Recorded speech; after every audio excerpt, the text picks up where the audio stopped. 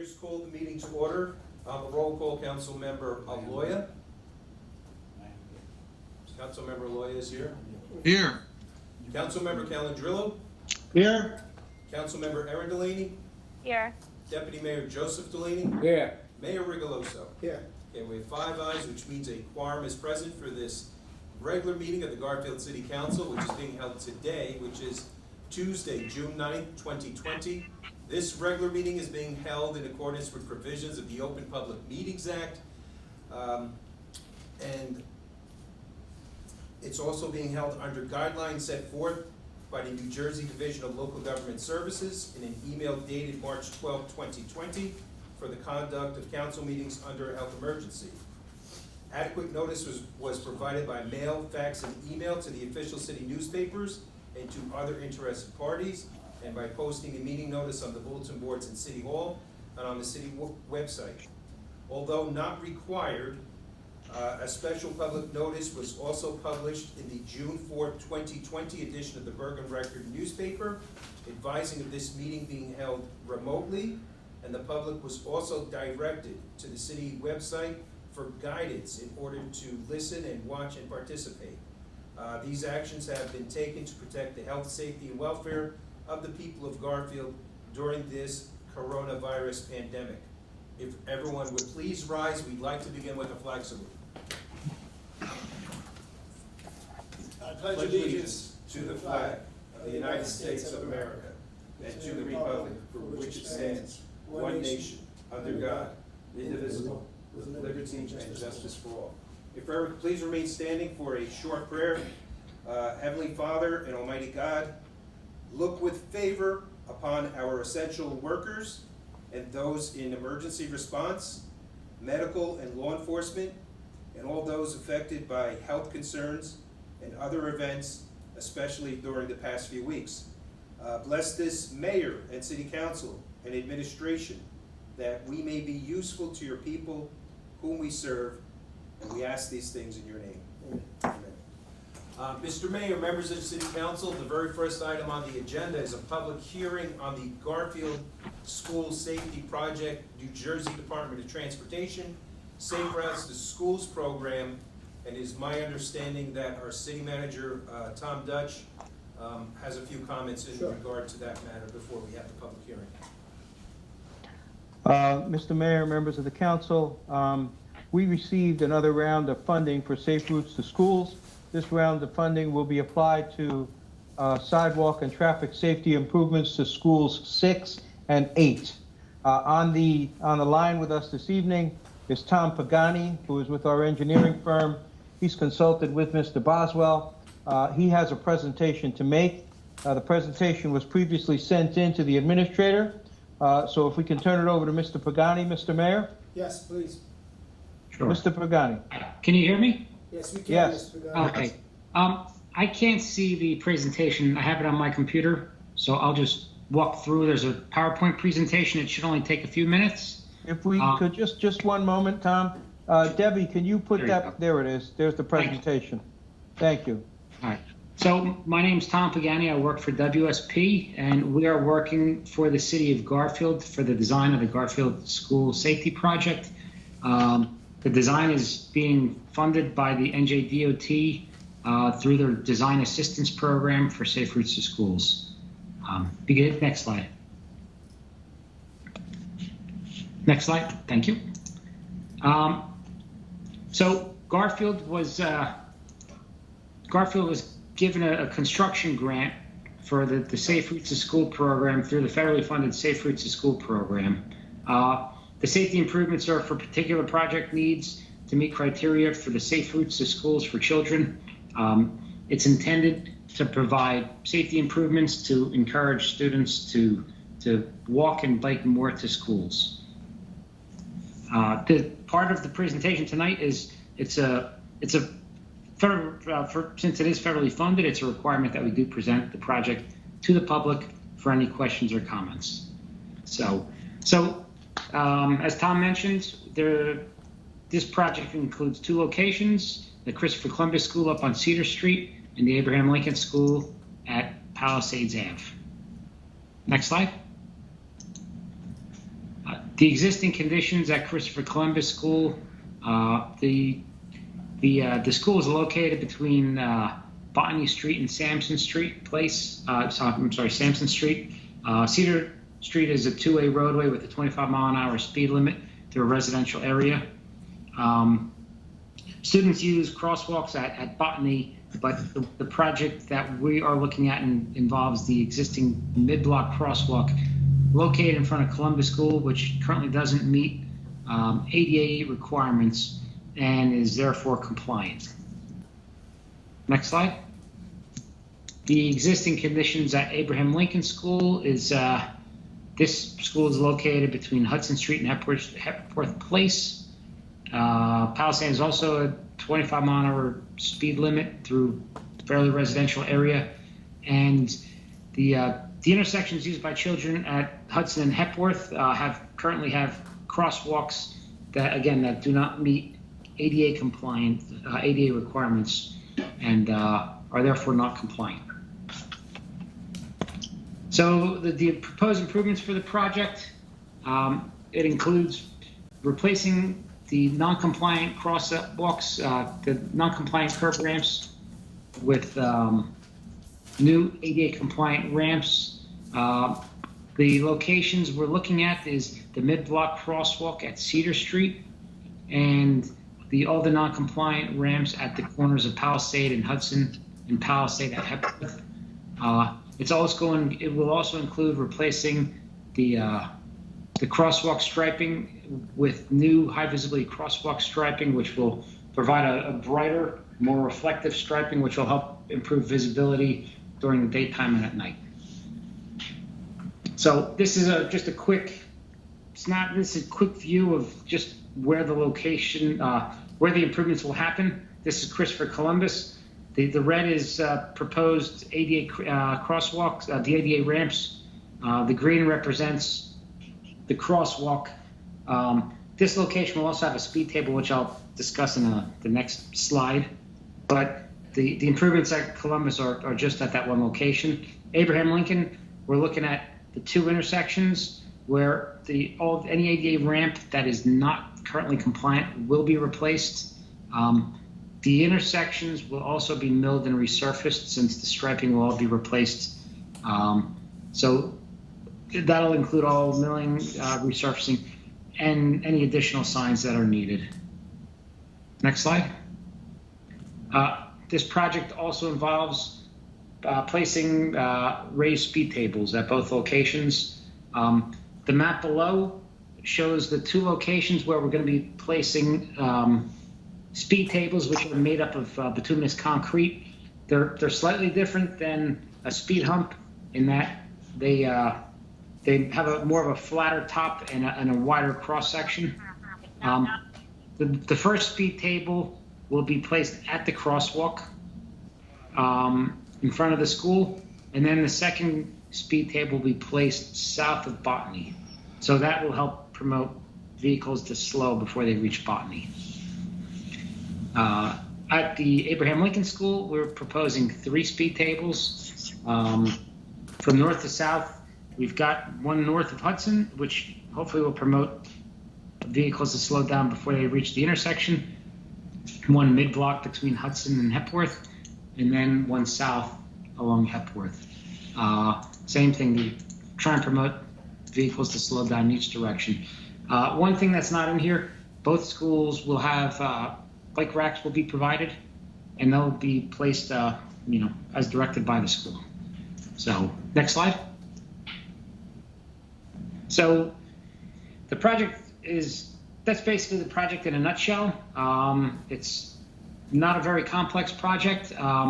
Right now, we are at the tail end of the preliminary design phase. Our next steps are to submit this to NJDOT. NJDOT will take the plans and they will prepare and approve the environmental document. In this case, it's just a categorical exclusion document. Once they approve that, then it goes to the FHWA for final design authorization. Once we hand it off to DOT, the process typically takes a few months. So we're anticipating that after this meeting tonight, we should be able to give this over to DOT. We're hoping that by September, October, we have authorization to complete final design. And from there, we only need a few months to just wrap up final design, get it into NJDOT local aid, and hopefully get this project authorized for late spring so that construction could begin during late June, like at the time schools close. That is all subject to DOT, DOT approval. That process is kind of out of our hands, but we think that we have enough time to get this project completed and ready for construction by next summer. So with that, that's all I have. If there's any questions or comments, let me know. Tom, you say it's going to start, hopefully, if everything's in, all the eggs are in the same basket, by late June when school is out next year. How long would it take to finish the project? This should only take a few weeks. Okay. It should be, if we could start in May, at June, it should easily be done by the end of August. And you said each school will get bike racks as well? Did I hear that Yes. correct? Yes. Okay. Thank you, Tom. So Mayor, you would need to declare a public hearing on this matter. Yes. Okay, the mayor's declared a public hearing. For the record, the public hearing was duly advertised. We sought questions or comments in regard to this project, and we have not received any at this time. All right, so then we'll close the public hearing. Since we did not get anything, we can move on. Okay. At this time, I think we have the report of the city manager. Tom, city manager's report? Thank you, Mr. Mayor, members of the council. We received another notice from the Passaic Valley Water Commission just asking us to make sure we notify as we begin to come out of this pandemic and businesses begin to open, it is important to flush the internal plumbing system before allowing employees, students, and visitors to enter buildings. Any building that has sat unused for a long period of time, they should run the water for a significant period of time. That's just from Passaic Valley Water Commission. I just make that note for the benefit of the public. Mr. Mayor, I believe you had an update on the coronavirus? Sure. Well, in Garfield, we're leveling out. Our numbers are 851. Residents who have been infected by the virus and 56 deaths. The governor today lifted the stay-at-home order. So that's good news. You can see it's happening around the state. We continue to see progress leveling out through the whole state. He's talking about opening up the gymnasiums, the libraries, museums, and certain government offices during the next stage 2, which is coming down the road. Child care and daycare centers will open up on June 15th. On June 26th, non-contact sports will be June 22nd. Non-contact sports will be opening up in the fields. July 6th, youth camps will be opening up, which is good news for our YMCA and our Boys Club. They've been tremendous help for us. Boys and Girls Club, I apologize. They've been tremendous help for us through this pandemic and helping out the community. It'd be good for them to get back and opening up their youth camps for the summer. And he's also opening up, I think on June 15th, 25% of the building capacity, or 50 people, whichever the number is lower, so more people could be in I guess our public buildings. And that's about it.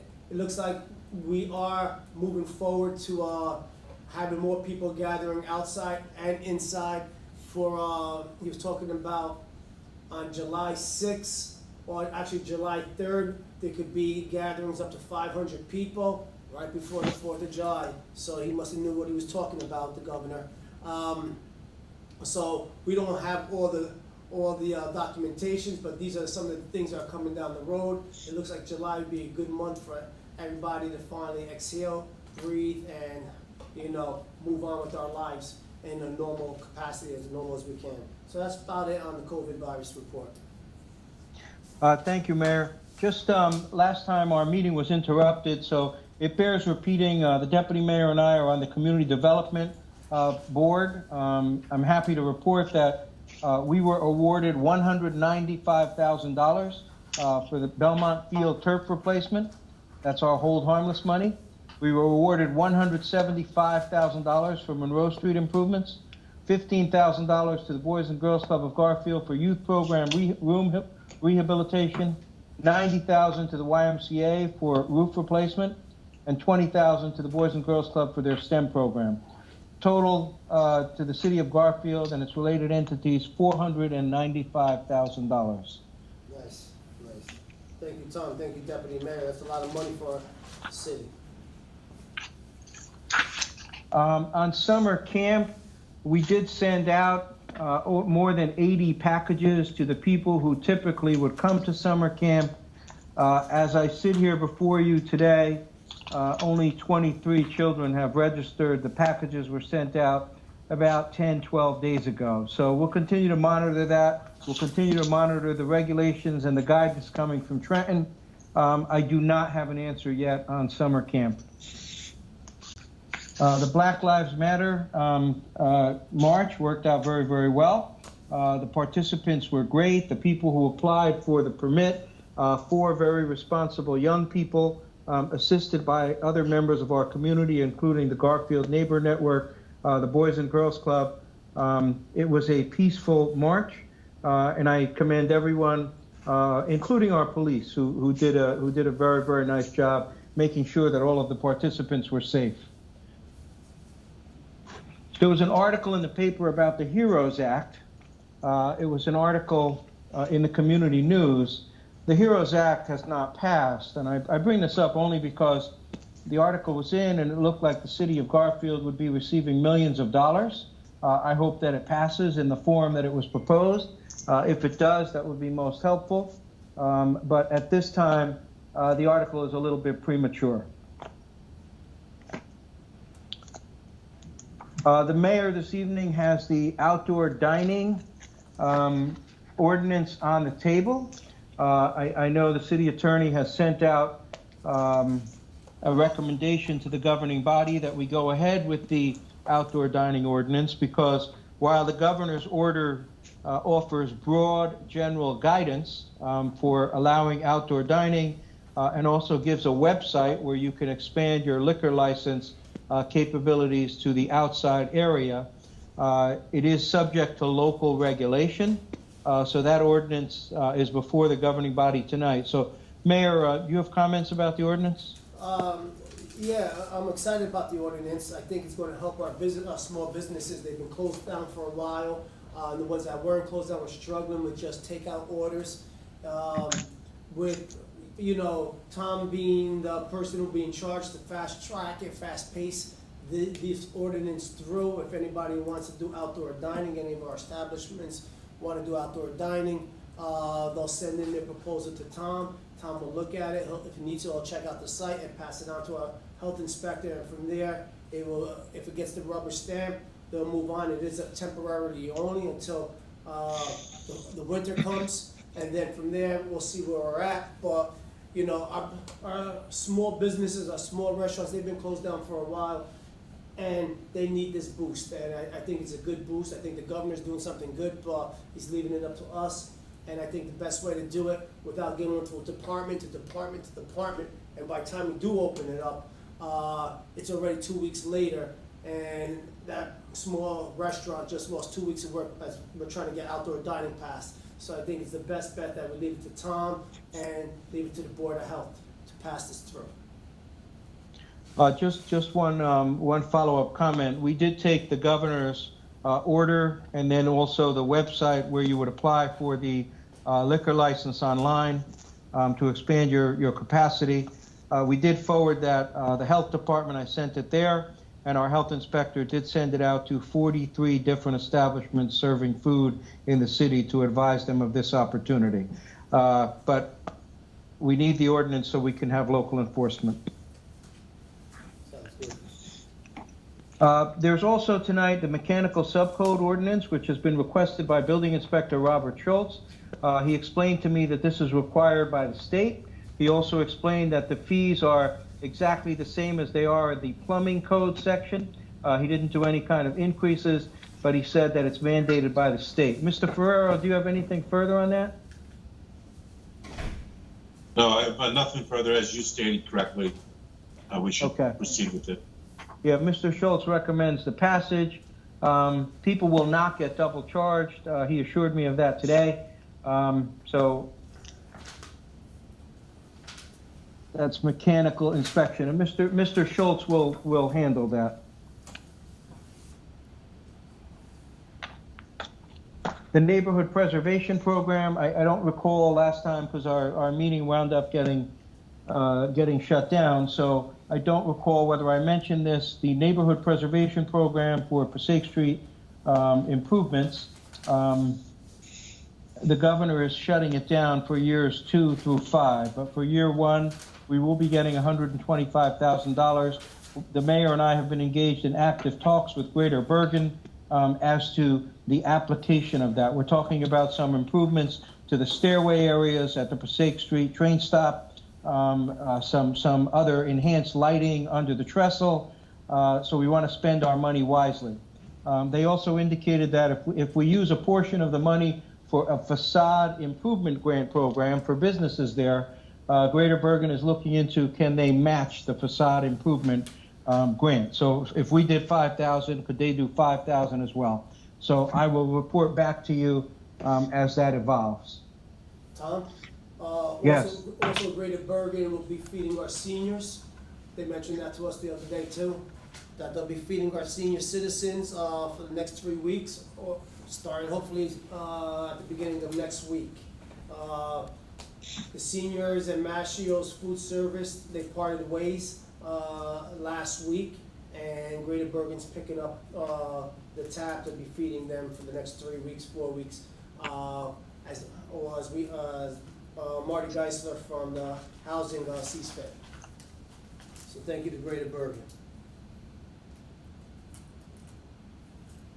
Okay, at the last meeting, the mayor had asked for a bond ordinance to be prepared for the purchase of the new police station. Mr. Rigatano, for the old police station, the temporary police station. Mr. Rigatano prepared that, so that ordinance is on the table.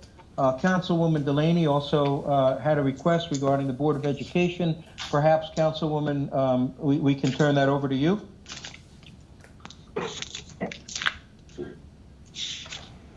Sure, Tom, I'm sorry.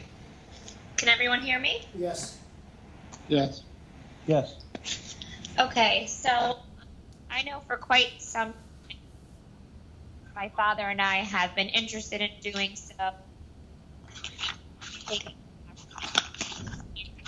And it kind of takes us out of the situation that we were most recently in. Both Fridays. Me, I think it's a brainer. You're saving taxpayers money. You get more people out to vote, to actually see who they want to vote for. So many people, when you have elections in April and May, June, they don't even know election as well. So I think you have the elections on the same day. It will just have a better turnout. So that was kind of my reasoning behind it. And felt sooner the better. I know our election is over with for this year, but I understand the Board of Education is also the majority in favor of doing so. So that is kind of where I was coming from. Can I, Deputy Mayor, you want to add to that because the Councilwoman was breaking in and out. No, well, just basically, we feel for the city, it's good. We're looking just for a higher voter turnout and to save the tax dollars when it comes for another election in April. But that's basically the grassroots of it, along with the majority of the communities in the state are in the November elections now for the Board of Education. So basically, I mean, I know Governor Christie did this years ago. We've yet to do it, so we're trying to do it again. That's about it. And I just want to piggyback on that as the Board of Ed did a straw poll. They were told about it. They did a straw poll the other day, and it was a 7-2 in favor of moving the election to November. If that means anything to anybody. So they were properly notified, and they actually talked about it themselves. Tom? Yes, Mayor, to you. First of all, we did pass this back in 2015. The city clerk provided a resolution. It was voted on by myself, Mr. Aloya, and Joe Delaney. So it was passed, but it was rescinded due to the fact that there were no comments asked for by the school board at the time. And, with that being said, I believe the school board could also change their date. Am I right, Bob? How would that work, Mr. Ferraro? Yes, the school board could also adopt a resolution. All right, do they need us to change it for them, or would their vote suffice on that? I believe that either can do it. There may be a different procedure, though. I didn't check out. There is a fact sheet for it. I just don't have it available, but there is a procedure for the Board of Ed to do it as well. Mr. Ferraro, from what I remember in the email that you sent, it was either or entity could do it. But in my opinion, the city has had to act as the leader for years because their budget consistently fails, and we have had to been the ones to step up and make the difficult decisions for them and for our residents. So if you have a budget that's just consistently failing, why not go to the same method that is obviously working in other municipalities? And I understand that you guys had the right idea back in 2015. I commend the three of you for that, but we have the opportunity right now to do it again. Why not do it again? It's in front of us. From what we hear, they're in favor of it. From what I've seen all throughout town, everyone's in favor of it. I mean, just the voter turnout is actually embarrassing, so, and I'm sorry I cut you off, Councilman Aloya. I'll turn it over to you. No problem. Councilman Aloya. No, I concur. I think it's time that we do move all the elections to November, relieve the discussion that we're having based on finances that we really never got totally an opportunity to review, nor can we ever totally review them, because you need to be involved on a day-to-day basis to understand the total operation of the school. We just try to save taxpayers' dollars, and that's all we really have the privilege of doing. With managing the school, let the school manage it, let the school manage the budget.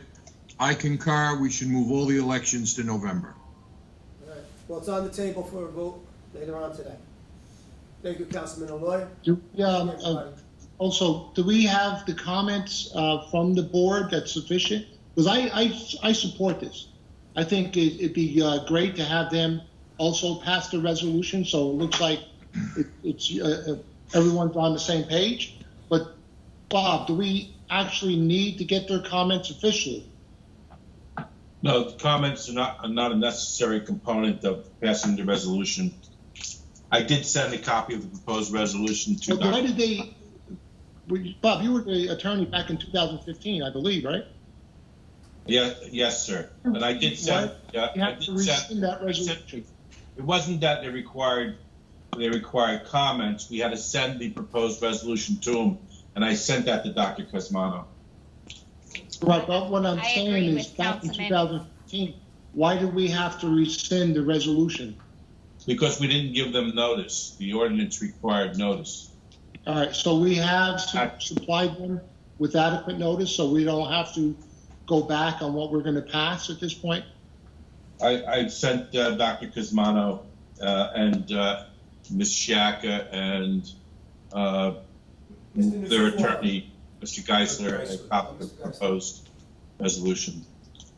I agree with Councilman Calangelo. If they could pass one as well, apparently they're in support of it. I think that would be the best route. All right, so it's up for a vote later on. Continue with the manager's report, Tom?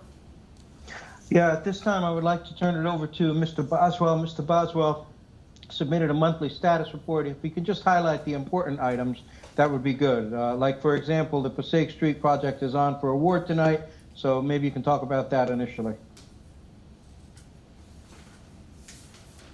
Mr. Boswell, you're on mute. There we go. Perfect. Thank you, Tom. We received the approval from the DOT to award the project. We have a grant that was received from Zucchero Inc. in the amount of $1,104,397. And you previously executed a resolution for the city with the DOT for the agreement. So we're all set. We passed all the the tests that Mr. Pagani went through with the federal dollars, and we can award that tonight. Fleischer's Brook, I was asked to have a report ready for tonight. The dredging work is a little more than half completed.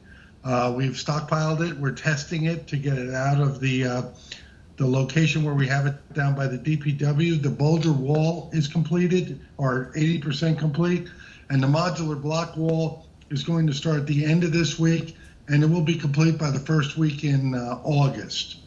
Riverfront Park, moving very well. The county has the agreement, the shared services agreement with the city all set up. They're also dedicating the 2 parcels that they own to the city free of charge. Meter replacement program, we're sitting down with the water department so that they can provide the inspection services for the project. CDBG barrier-free project at City Hall, contractor remobilized. Finished Summit Avenue, is currently working on Dewey Street, Grand Street. Similarly, that contractor remobilized and is working on it, and we expect to get it done before the end of July. Monroe Street, we have completed the plans. We sent them in. There's grant funding from both DOT as well as CDBG. CDBG got back and said, okay to bid. DOT got back and said, make a couple of changes. We made the changes. I expect to sign the revised plans tomorrow and receive authorization to bid shortly thereafter. The 2020 road program, we're on track. We will get it out to bid in early July. It has a stated completion date in the project specifications of September 30th. Belmont Oval, I'm pleased to report we've been talking about this for a while, and what happened there is the Borough of Little Ferry initiated legal action against the installer of the original field in both Little Ferry as well as the same field at Belmont Oval. What we did was we were retained by Little Ferry to act as their agent to discuss purchasing a new field on a deeply discounted basis. Little Ferry was able to secure that settlement, and they received finally today about the 10th version of the proposal to replace the field. You may recall that you bonded $500,000 for this improvement. I'm pleased to report that the discounted pricing that we were able to achieve for the city is just under $291,000. By doing it through the New Jersey Co-op, we were able to limit our involvement in this process, so the entire cost to the city would be $320,000. You have a CDBG grant offsetting that of $195,000. So the net cost to the city at the end of the day is $125,000. So you're going to replace the entire field for slightly over $125,000. So we're very happy to report this. It's going to the difference in the field will be we are utilizing a colored infill EPDM, it's referred to, so it won't have that black cryogenic rubber. It will be green, which is slightly cooler, and it's aesthetically it looks better. So they will reuse most of the infill that's there, and then replace it and overfill it, top dress it with this green infill. So it's a very quick process. It's a very simple process.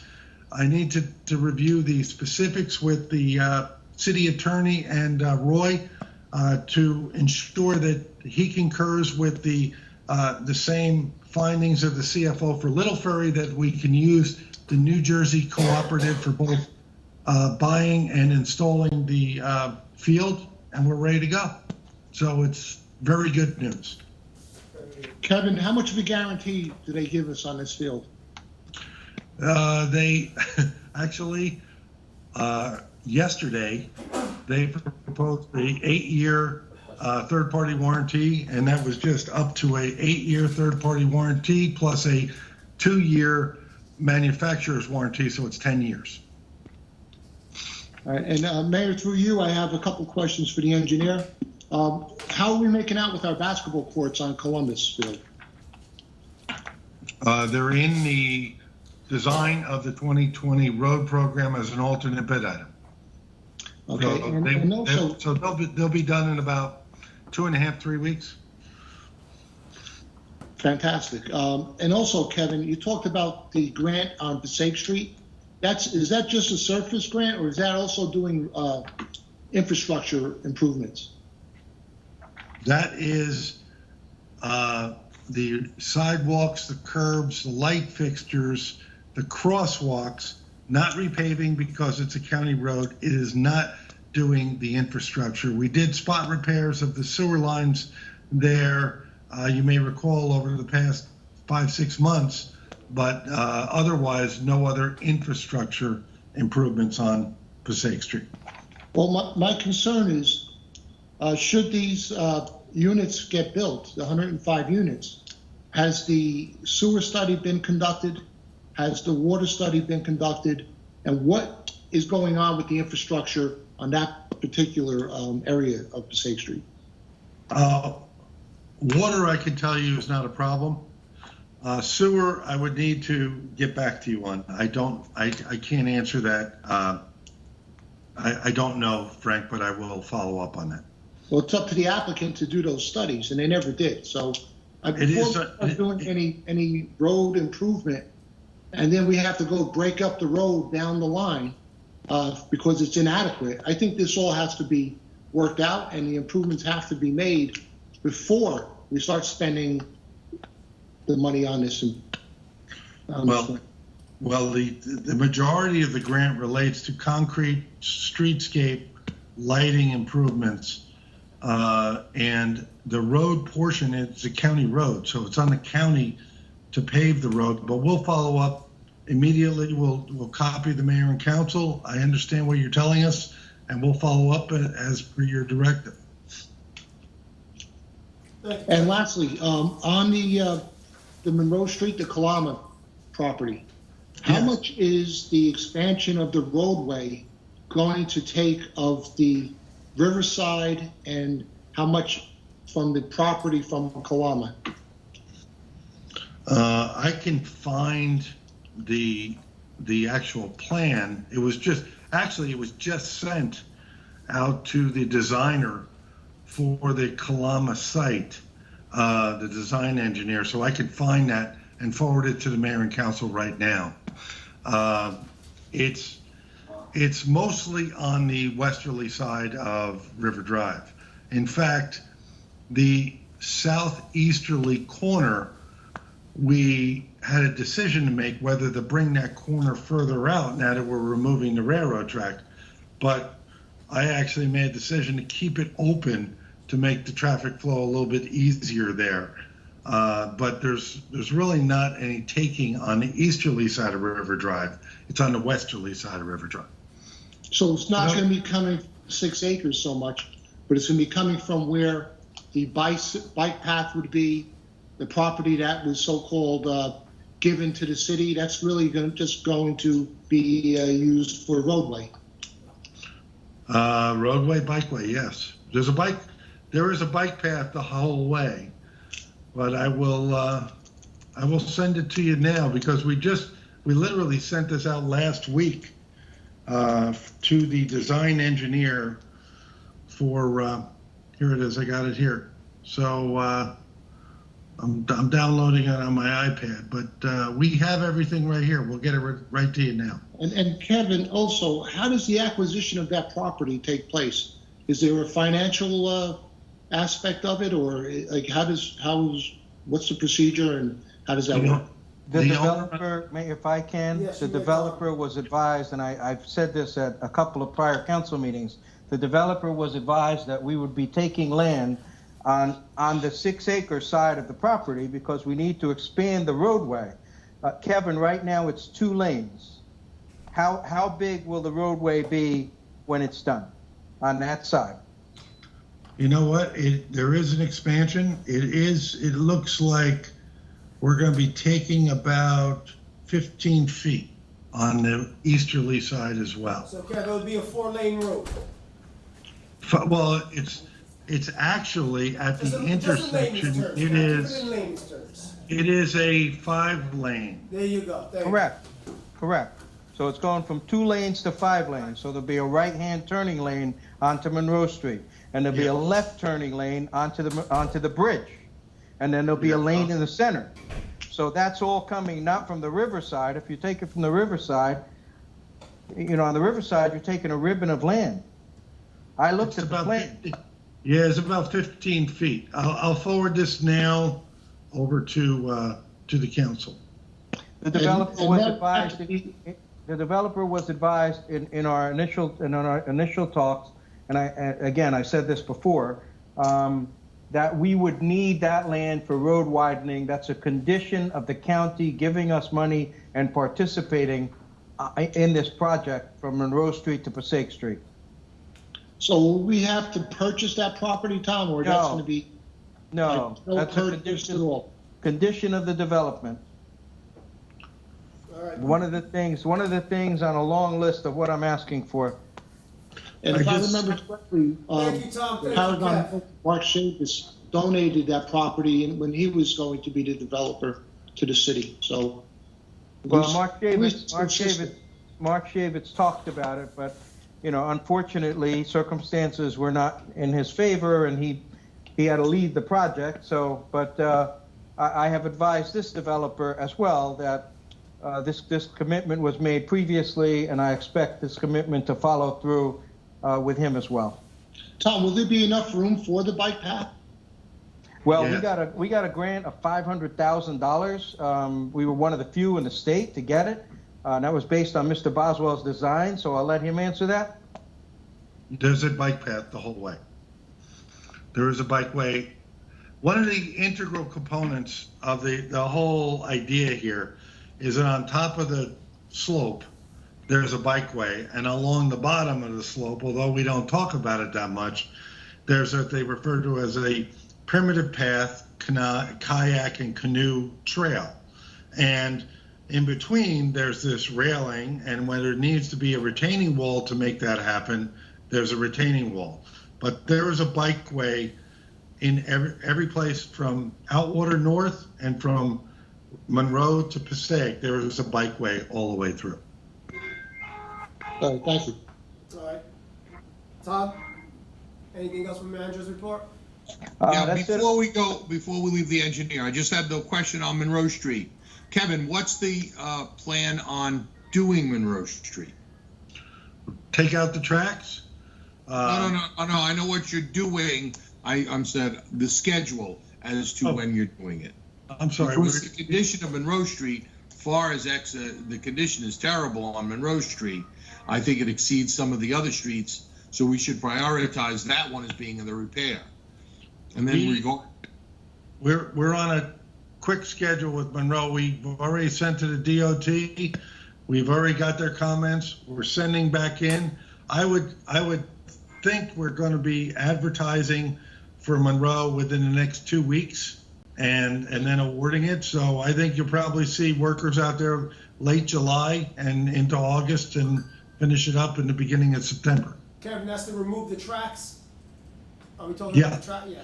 Remove the tracks. It's spot repair, spot replacement of concrete sidewalk because, as Councilman Aloya pointed out, some of the sidewalk is not bad. So we're going out there, we're going to do all of that, then we're going to mill out the entire roadway and repave the entire roadway. And the area where the tracks are, it's about a 18-inch depth that we're actually going to be replacing that whole area with roadway to replace the rails, the ties, and then they call it the ballast underneath the tracks. Mayor, could I just depose? The issue of the tracks, and with all due respect to Kevin, We haven't purchased that yet, and there's still a process that's ongoing with regard to removing trains out of Passaic, finishing up some survey work that has to be done on 3 pieces of property there, and there has to be a final abandonment of the line with the railroad administration. So before that work gets done, all that has to fall into place. And I can't give you the timeline because we're still Tom and I, in fact, we're on a conference call with the attorney, Passaic Street, their principal, their engineer, and we're trying to work out those details. And we know it's a fast track matter, and we have money for the purchase. It's a good deal for us, and I just wanted to just chime in because when July comes, if the work isn't being done, you'll know why. So Kevin, we Okay, so we if may we're not not- be doing the work in July if we don't get the purchase of the tracks and the railroad and the train. I can't answer whether we're going to be allowed to remove the tracks because I assume they're using the tracks to take those rail cars out of there in Passaic. So I defer to Bob on that aspect of it. All right. Have we ever dealt with the integrity of the bridge that crosses Passaic River with the tracks? Second issue is that when we're dealing with what they're bringing in through Passaic, the right-of-way, do they still have that right-of-way even though they've abandoned their company? The right-of-way still exists. The NJDOT issued something, and they're looking for confirmation that the bridge can withstand the traffic and that the tracks on Monroe Street can stand the traffic and the siding in Garfield can temporarily house the trains. All right, when the trains come to Garfield, my concern is that they not stay in Garfield. Absolutely. So what we have said is we will not close until those trains are out of Garfield. So they have a plan to take the trains to Garfield, then move them to Morristown. So there's a lot going on here. There's a lot going on.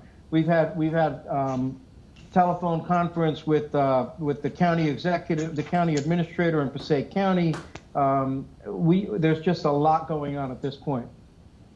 I understand that there's a lot going on, but it's at the expense of Garfield because they're the only ones that are benefiting from those trains being moved on those tracks. You're correct, but we can't. You know what I'm saying? That's all I'm saying. We need I to totally motivate agree them with you. for our benefit, not just for their benefit. I totally agree with you, but we could of course walk away from the deal, which there's really not an option. No, you don't want to walk away from anything. I agree, but at the same token, to go through a crawling process and compromise all the roadway, and we're doing other road projects, and the citizens of Garfield don't benefit from the Monroe Street Road project. We should tell them they have to expedite this. If they want our help and our assistance, at least expedite it to the best for our citizens. I have a meeting tomorrow in the afternoon with the man who is the purchaser of the railroad siding. I'm going to do just that. I'm going to try to expedite it. Great, thank you. Anything else, Tom, on the manager's report? No. Before we go into our resolutions, which wasn't on the manager's report, I just want to go over some things. There'll be a new testing site at the senior building this Thursday from 2 to 6. It'll be every Tuesday and Thursday. Tom, am I correct? Tuesday and Thursday? On Thursday, That's correct, Mayor. 2 to 6, and on Thursday 2 to 6, and on Tuesday from 9 to 12, around that time. There'll be more information coming out, but this Thursday from 2 to 6.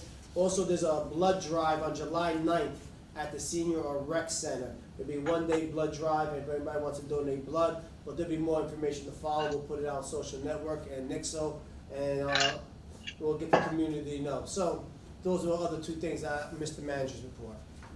Drew, resolutions. Sure.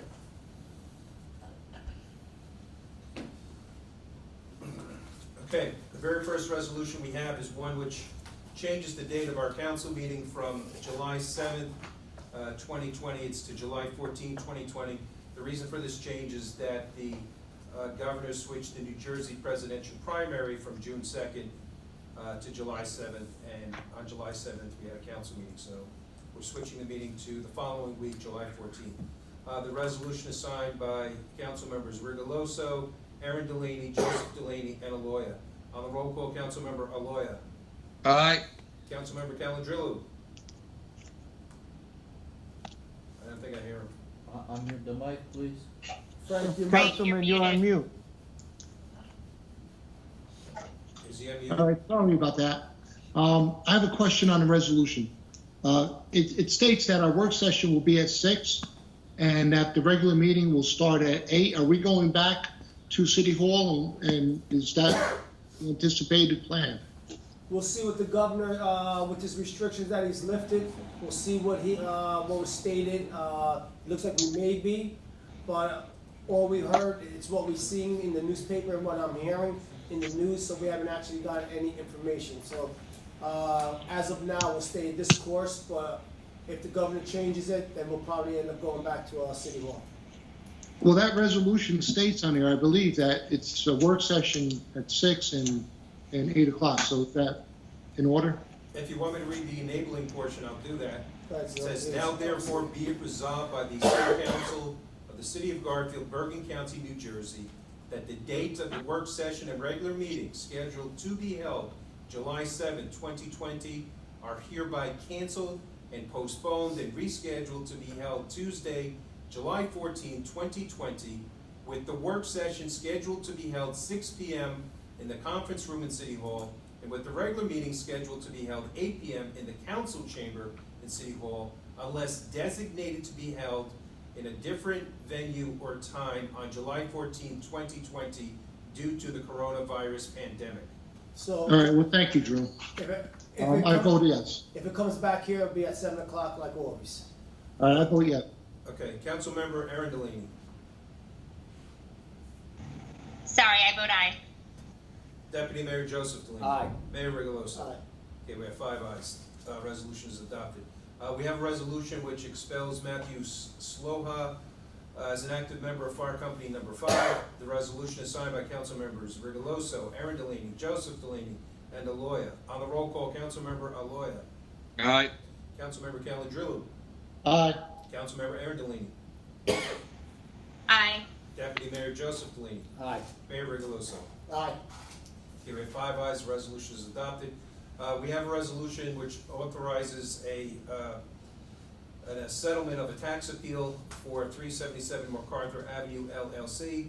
The resolution is signed by council members Rigoloso, Aaron Delaney, Joseph Delaney, and Aloya. On the roll call, Councilmember Aloya. Aye. Councilmember Calandrillo. Aye. Councilmember Aaron Delaney. Aye. Deputy Mayor Joseph Delaney. Drew, could you just do me a quick favor, explain exactly what a tax appeal is? I think that might be better explained by the city manager, who is. Tom. Yeah. Tom, can you explain to the public exactly what a tax appeal is? I'm gonna ask that Bob Ferrero, the city attorney, do it, because I really can't give I'd rather have the city attorney do it. Bob? Which one is this, Tom? Sorry. Bob, just, it's not, the question is not about this particular piece of property, but generally for the public, if you can explain in layman's terms what a tax appeal is. A tax appeal is a challenge by a property owner to the assessment that is put on the property by the city. So when, for instance, they say your property has a value of $350,000 and you believe your value is less than that, you have the right to file an appeal to challenge that assessment. And it's often done, and you have to produce your own appraiser, comparable sales, and other data to support your claim. Very commonly done, challenged. Success rates vary depending on, the type of property. The more expensive the property, the more leeway there is, because the appraisals are more of an art than a science. I understand. Okay, but I just I never did a tax appeal, so I'm really not that sure what it is. I mean, of course, I vote on it. I realized, but I didn't know the whole procedure. And I realized that we do actually approve tax appeals pretty commonly over here on the city council, correct? Yes. Thank you. That's, I vote aye. Mayor Rigoloso. Aye. Okay, we have 5 ayes. Next resolution authorizes a settlement of a tax appeal with 28 Botany Street Associates LLC. The resolution is signed by council members Rigoloso, Aaron Delaney, and Aloya. On the roll call, Councilmember Aloya, Aye. Councilmember Calendrillo, Aye. Councilmember Aaron Delaney, Aye. Deputy Mayor Joseph Delaney. Aye. Mayor Rigoloso. Aye. Okay, we have 5 ayes, resolution is adopted. We have a resolution authorizing the city engineer to conduct a site investigation for 201 and 323 River Drive. The resolution is offered by council members Rigoloso, Joseph Delaney, and Aaron Delaney. On the roll call, Councilmember Aloya. Could we have an explanation, Kevin, on exactly this site that we're doing?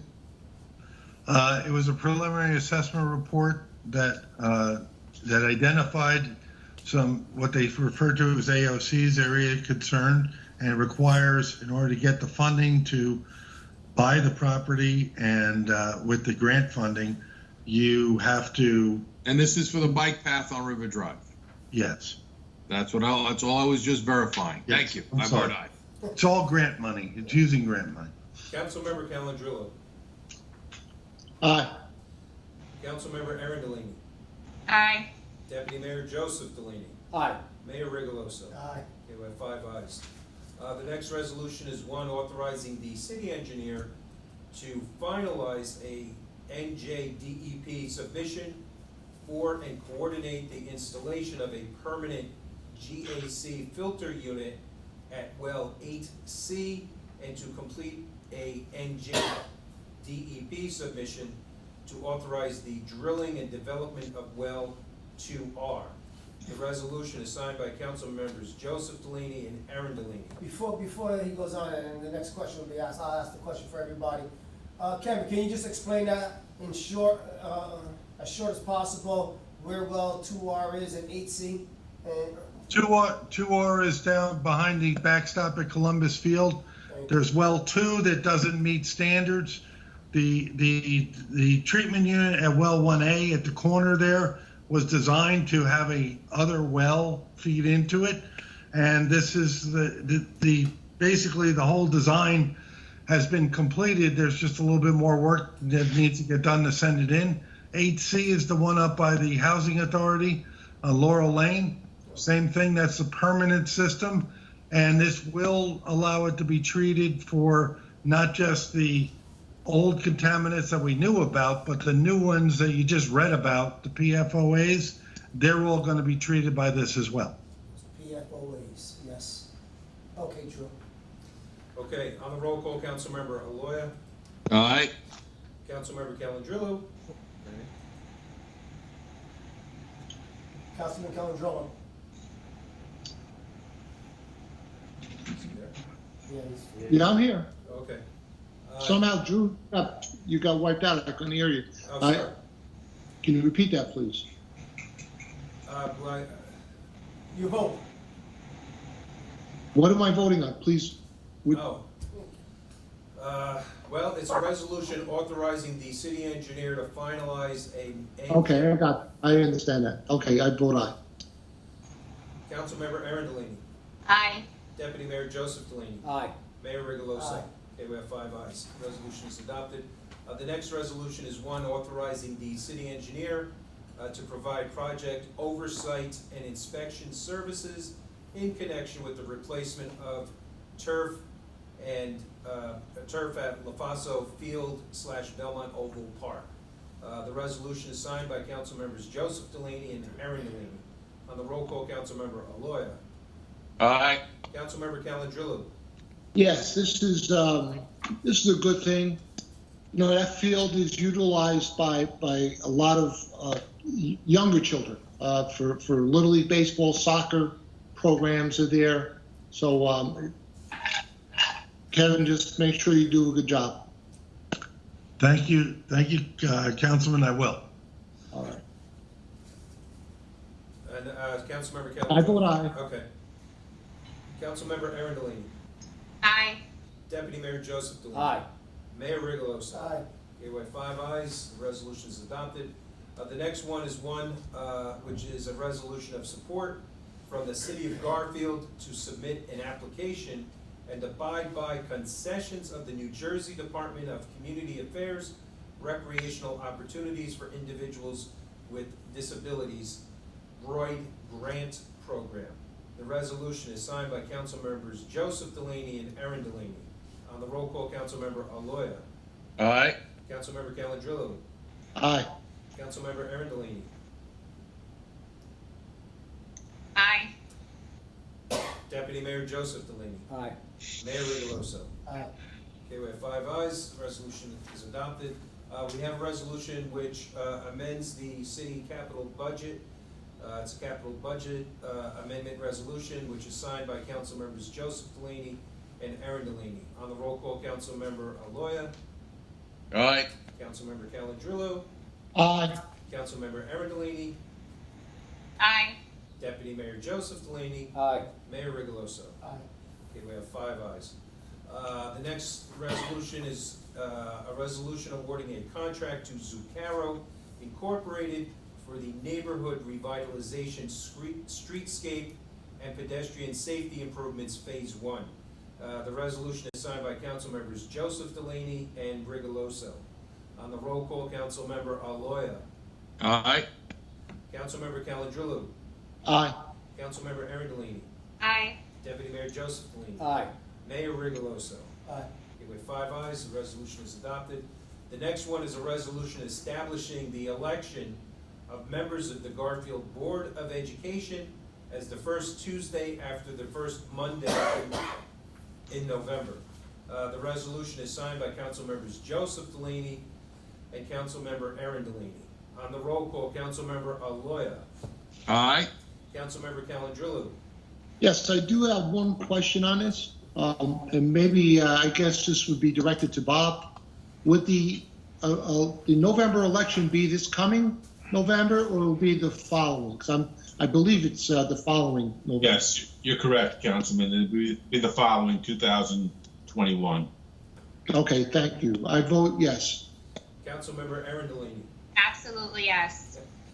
Councilmember Joseph Delaney. Yes, Mr. Calandrillo was absolutely correct when he stated before that we did vote in favor of it. I believe it was in 2015. But after the Board of Ed had spoke at the council meeting, we had to rescind it, and then we brought up for another vote. And I was the only one that would sign the resolution. I couldn't get the signatures for the resolution or the votes for the resolution at that time. Had we had the votes, it would have been done for a few years now, but I'm just happy that it's finally getting done tonight, and it's a chance for us to move forward. I vote aye. Mayor Rigoloso. Since I'm a Board of Ed member, or employee, I should say, I'll abstain. Okay, we have 4 ayes and 1 abstention. The resolution is adopted. Proceed with bills and claims. Please. Okay, resolved by the City Council of the City of Garfield that the following bills, number 2237 to 2239, covering Dog Trust Fund and Community Policing Trust Fund totaling $573.64, and the current fund reserve totaling $4,672.49, and the current fund totaling $2,933,871.93, and the water fund reserve totaling $33,036.20, and the water fund current fund totaling $18,792.71, and the general capital fund totaling $132,847.38, and the water capital fund totaling $9,498.00 per attached computer list dated June 4th, 2020. Be ordered paid, and the proper officers are hereby authorized to issue checks for same, provided that there are funds in the respective appropriations. Be it further resolved that the action of the mayor, city clerk, and city treasurer in issuing checks in payment on a ratification list, which includes 44 items prior to the meeting, be ratified. Bills and claims resolution is offered by council members Joseph Delaney and Aaron Delaney. On the roll call, Councilmember Aloya, Aye. Councilmember Calandrillo, Aye. Councilmember Aaron Delaney, I'm sorry, Drew, you're breaking up on my end. Can you give me a quick summary on what this vote is? It's the bills and claims. Aye. Deputy Mayor Joseph. Aye. Mayor Rigoloso. Aye. Okay, we have 5 ayes, bills and claims are approved. Proceed to ordinances, Mr. Mayor. Please, ordinance. Okay, the following entitled ordinance was introduced at a meeting held on May 12, 2020. It was duly published. Copy was posted on the bulletin boards in City Hall. Copies were made available to the general public, and having complied with the law, this ordinance was not read in full, and the City Council cannot proceed with the public hearing and final passage. An ordinance of the City of Garfield, County of Bergen, New Jersey, approving the pilot application on authorizing the mayor and city clerk pursuant to NJSA 48:20-1 and SEC to execute a financial agreement by and between the City of Garfield and Meridia Garfield 99 Urban Renewal LLC for property located on Block 23, lots 25, 28, and 29, as shown on the official tax map of the City of Garfield and located in the Passaic Street redevelopment area. At this time, Mr. Mayor, you need to declare a public hearing, and I do have some written comments and questions regarding this ordinance. Drew, before we go into the public hearing with all the ordinances, there are 3 ordinances on the table for the public hearing. The comments are all about the same. Yes, they're predominantly the same. So if I read all the comments during the first public hearing for the ordinance, I believe that would suffice. For the other 2. I think it would be appropriate if our city attorney would give us an affirmation in that regard. What are you looking to do, Drew? Just read the comments when? For the first ordinance, they're pretty much about all 3 ordinances. Yeah. So the city council would then hear the public's sentiment regarding the ordinances, and then they could act accordingly. So it's appropriate that we read them during the first public hearing regarding the pilot ordinances. So in other words, we don't have to keep rereading it after each ordinance, because there's 3 of them on the table.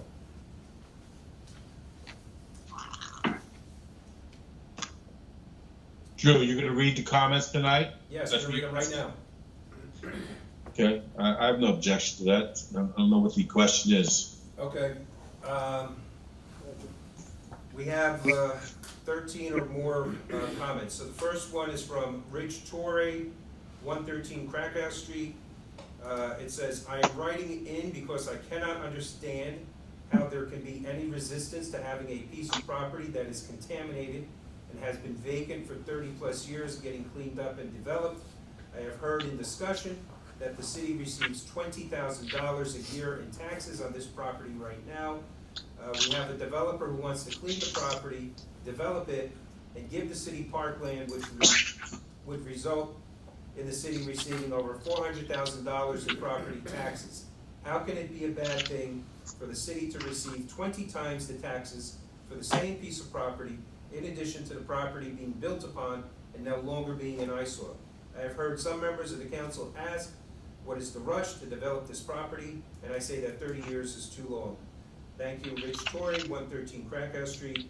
The next one is from John L. Rowe Jr., 546 Palisade Avenue.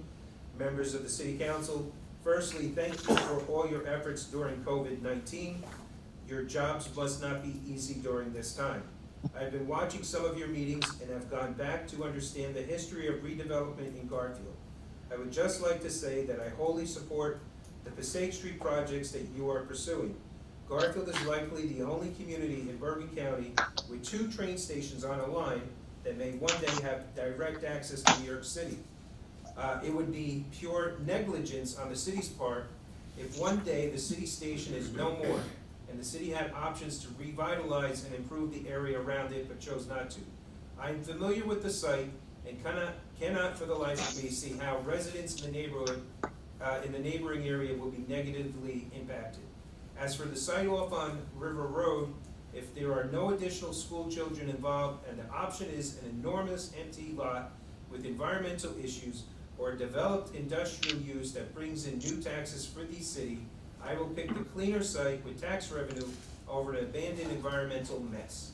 Once again, thank you for your efforts during COVID-19, and thank you for reading my comment tonight. John L. Road, 546 Palisade Ave. The next one is from Lukasz Kowalski, 25 Plorterville Avenue. Mayor and Council, I am so very excited that the city will have quality apartment rentals in the Passaic Street area. I am at the phase of my life where I will soon be looking to move out of my parents' home. Today, as it stands, there is no attractive rental living in Garfield. The apartments on River Road are nice, but do not have access to transit or stores. You have to go everywhere by car. The rest of the city's rental market simply does not meet any needs or desires. A great community must be diverse in what it offers to its residents.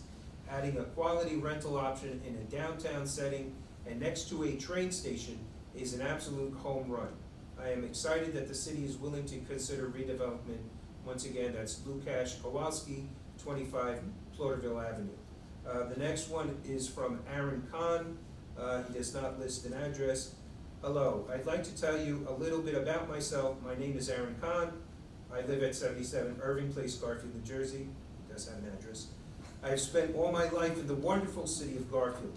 All of my education through grade school, K to 12, has been received from this district as well. In my 30-plus years here, I have been involved in many sports and clubs. In 2004, I was elected the Boys and Girls Club Youth of the Year Award.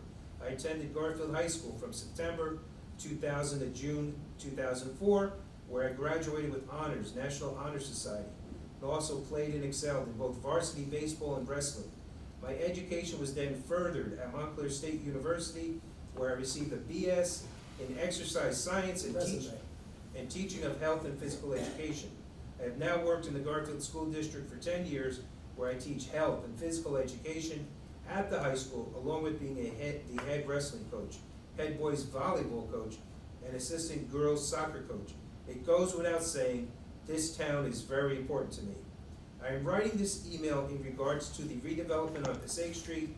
I once sat on a committee to give personal opinion on how to redevelop the street itself, commercial-wise.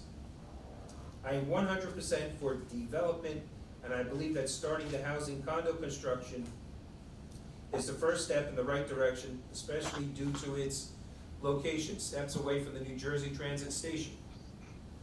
Numerous cities and towns all over northern New Jersey have taken advantage of their train locations to build and redevelopment, and I feel it's about time. We, the great city of champions, Garfield, capitalize and do the same. And that's once again from Aaron Kahn. The next one is from Luann Vysotsky. Reads, revitalizing the Passaic Street area through redevelopment will allow for a vibrant mix of uses, both residential and retail, including restaurants. It will become a remarkable downtown area. Thoughtful community planning is essential so the surrounding area benefits. Redevelopment is reinvesting in Garfield's future. Once again, that's Luann Vysotsky. The next one is from Dennis L. Malicki, who writes, members of the council, as I stated in the April 14th meeting, I am of the opinion that the ordinances allowing negotiation between the city of Garfield and Meridia regarding a pilot concerning the Passaic Street property be postponed until at least a time when this pandemic has reached a level of security to where our citizens may respond, given its importance and bearing on our city and taxpayers. I fully understand a pilot may be necessary regarding the Kalama property, given its history of contamination, however, fail to understand why it should be granted regarding Passaic Street. I find it deeply disturbing that taxpayers are unable to get a professional answer to valid questions concerning Passaic Street. We still have not received an answer to the question of how it was derived at, the number of units projected. Was there any discussion of compromise to lessen the density which your constituents pleaded for? Straight up question, asking for a straight up answer. Why is a pilot necessary for Passaic Street? And that's from Dennis Malicki. The next one is from Tanner Raymond of 93 Spring Street. Is it true that the developer only pays taxes on the apartment he rents? I heard this and would like it verified whether it is true or not. Is this another perk offered to him besides being exempted from school taxes with the pilot? Did our tax assessor assess the properties, or was it, as Mr. Lurch said at the last meeting, that the developer determined the property value? If this is true, how can the council accept this as a truth? Don't you owe it to the taxpayers to get the best deal possible for the taxpayers? My opinion, this whole deal is a travesty for the taxpayers. This is being rushed through without meeting and listening to the concerns of the citizens and taxpayers, as we always did before. We have no voice. Something stinks with this deal, and it's not the transfer station. There's also additional comments from Ms. Raymond. She says, I want to know why the rush to push this through without public input, questions, and comments. It is apparent this issue was decided already by the majority. This is not to stir the pot, as I was accused at a prior council meeting, but to question as a taxpayer why the rush. If all these apartments are not rented, we will get a reduction in taxes that none of the rest of the taxpayers get. Why wasn't this made public? I and others have had vacant apartments in our rentals, and we never got a tax break. What makes this developer special? Is he the property owner? Recently, I questioned who owned the property, and it was not him. Why didn't you meet with residents who live in the area, as we did with the Sketchley property? We had multiple meetings with residents to hear their concerns and come to mutual agreements. I always felt we're representatives of the taxpayers. This project is being rushed through without any discussion. I'm asking that you table this ordinance for further discussion for the sake of the residents that will be affected. The city council needs to be transparent and honest with taxpayers. Remember, you work for us. I could, some of it is not pertaining to the ordinances, but should I just continue just to wrap No, up? not pertaining to the order. Okay. Read it? No. Okay. Hold on, I'm just.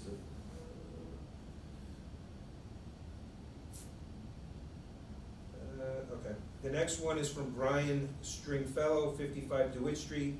It reads as follows: Garfield has no downtown. Many years ago, Passaic Street had a sweatshop, a paint store, a florist, a jewelry store, a travel agency, 2 law firms, a chiropractor, and other services. Today, it has almost nothing to attract our residents. The time has come to take care of Passaic Street and the people who live in the first ward. I do not understand why there has been so much fuss by just a few people to stop this progress. I write to say, build residential, bring residents to the downtown, and those residents will need to shop and to eat. With new residential units, our young people will be able to stay here. I believe they grow with the community if you let redevelopment proceed. Once again, that's Brian Stringfellow, 55 DeWitt Street. The next one is from Rami Herrera, 158 Main Street. Reads as follows: many towns have redeveloped around train stations. Garfield is lucky enough to have 2 of them. It is no-brainer to redevelop around Passaic Street train station, just like other cities already have. Once again, Rami Herrera, 158 Main Street. The next one is from Pat Nada, 184 Shaw Street. Good afternoon, good evening. My comments are directed towards the current pilot program that is on the table. I understand that we want to move this city in a forward direction. I hear everyone saying that if we want builders to come in, we need to offer a pilot like other towns do. It sounds great on paper, and all we keep hearing about is the revenue it will create over the years. I asked questions during the last meeting, however, they were never fully answered. What about the taxpayers in the city? What thoughts do you have to lessen the burden on us? What about senior citizens and disabled that pay taxes, including school taxes, that do not have children in the school system? I do not have children in the system, never did. Where is my pilot?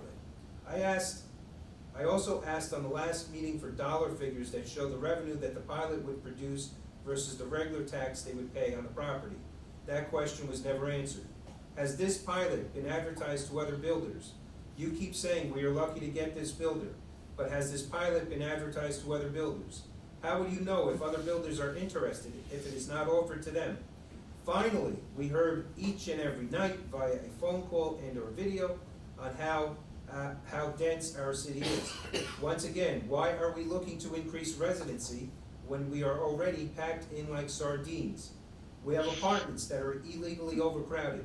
We have people that make illegal apartments out of basements, attics, and yes, even garages. This is where our focus should be. We have streets that are raceways, sewers that can't handle what is going on in them. We have ATVs/UTVs going up and down Lanza on the sidewalks and roadways, dog walkers that don't pick up the feces, car alarms going off all night, and cars blasting music all hours of the night like they are in a nightclub. Start cleaning up the city with what we have going on already, then focus on the future. I am not against development and bringing this city forward, but it seems like this is being rushed through without really hearing the taxpayers' voices. Thank you for listening. Patricia Nada, 184 Shaw Street. The next one is from Joan Banis of 20 Hepworth Place, which reads as follows. Please read 3 questions during the public response to the ordinance for Passaic Street pilot program. 1, Mr. Dutch. I asked this question 2 weeks ago and again at the last redevelopment meeting. Who is the current property owner of 100 Passaic Street, the old theater building as of today? Please include the owner's name. 2, Mr. Dutch.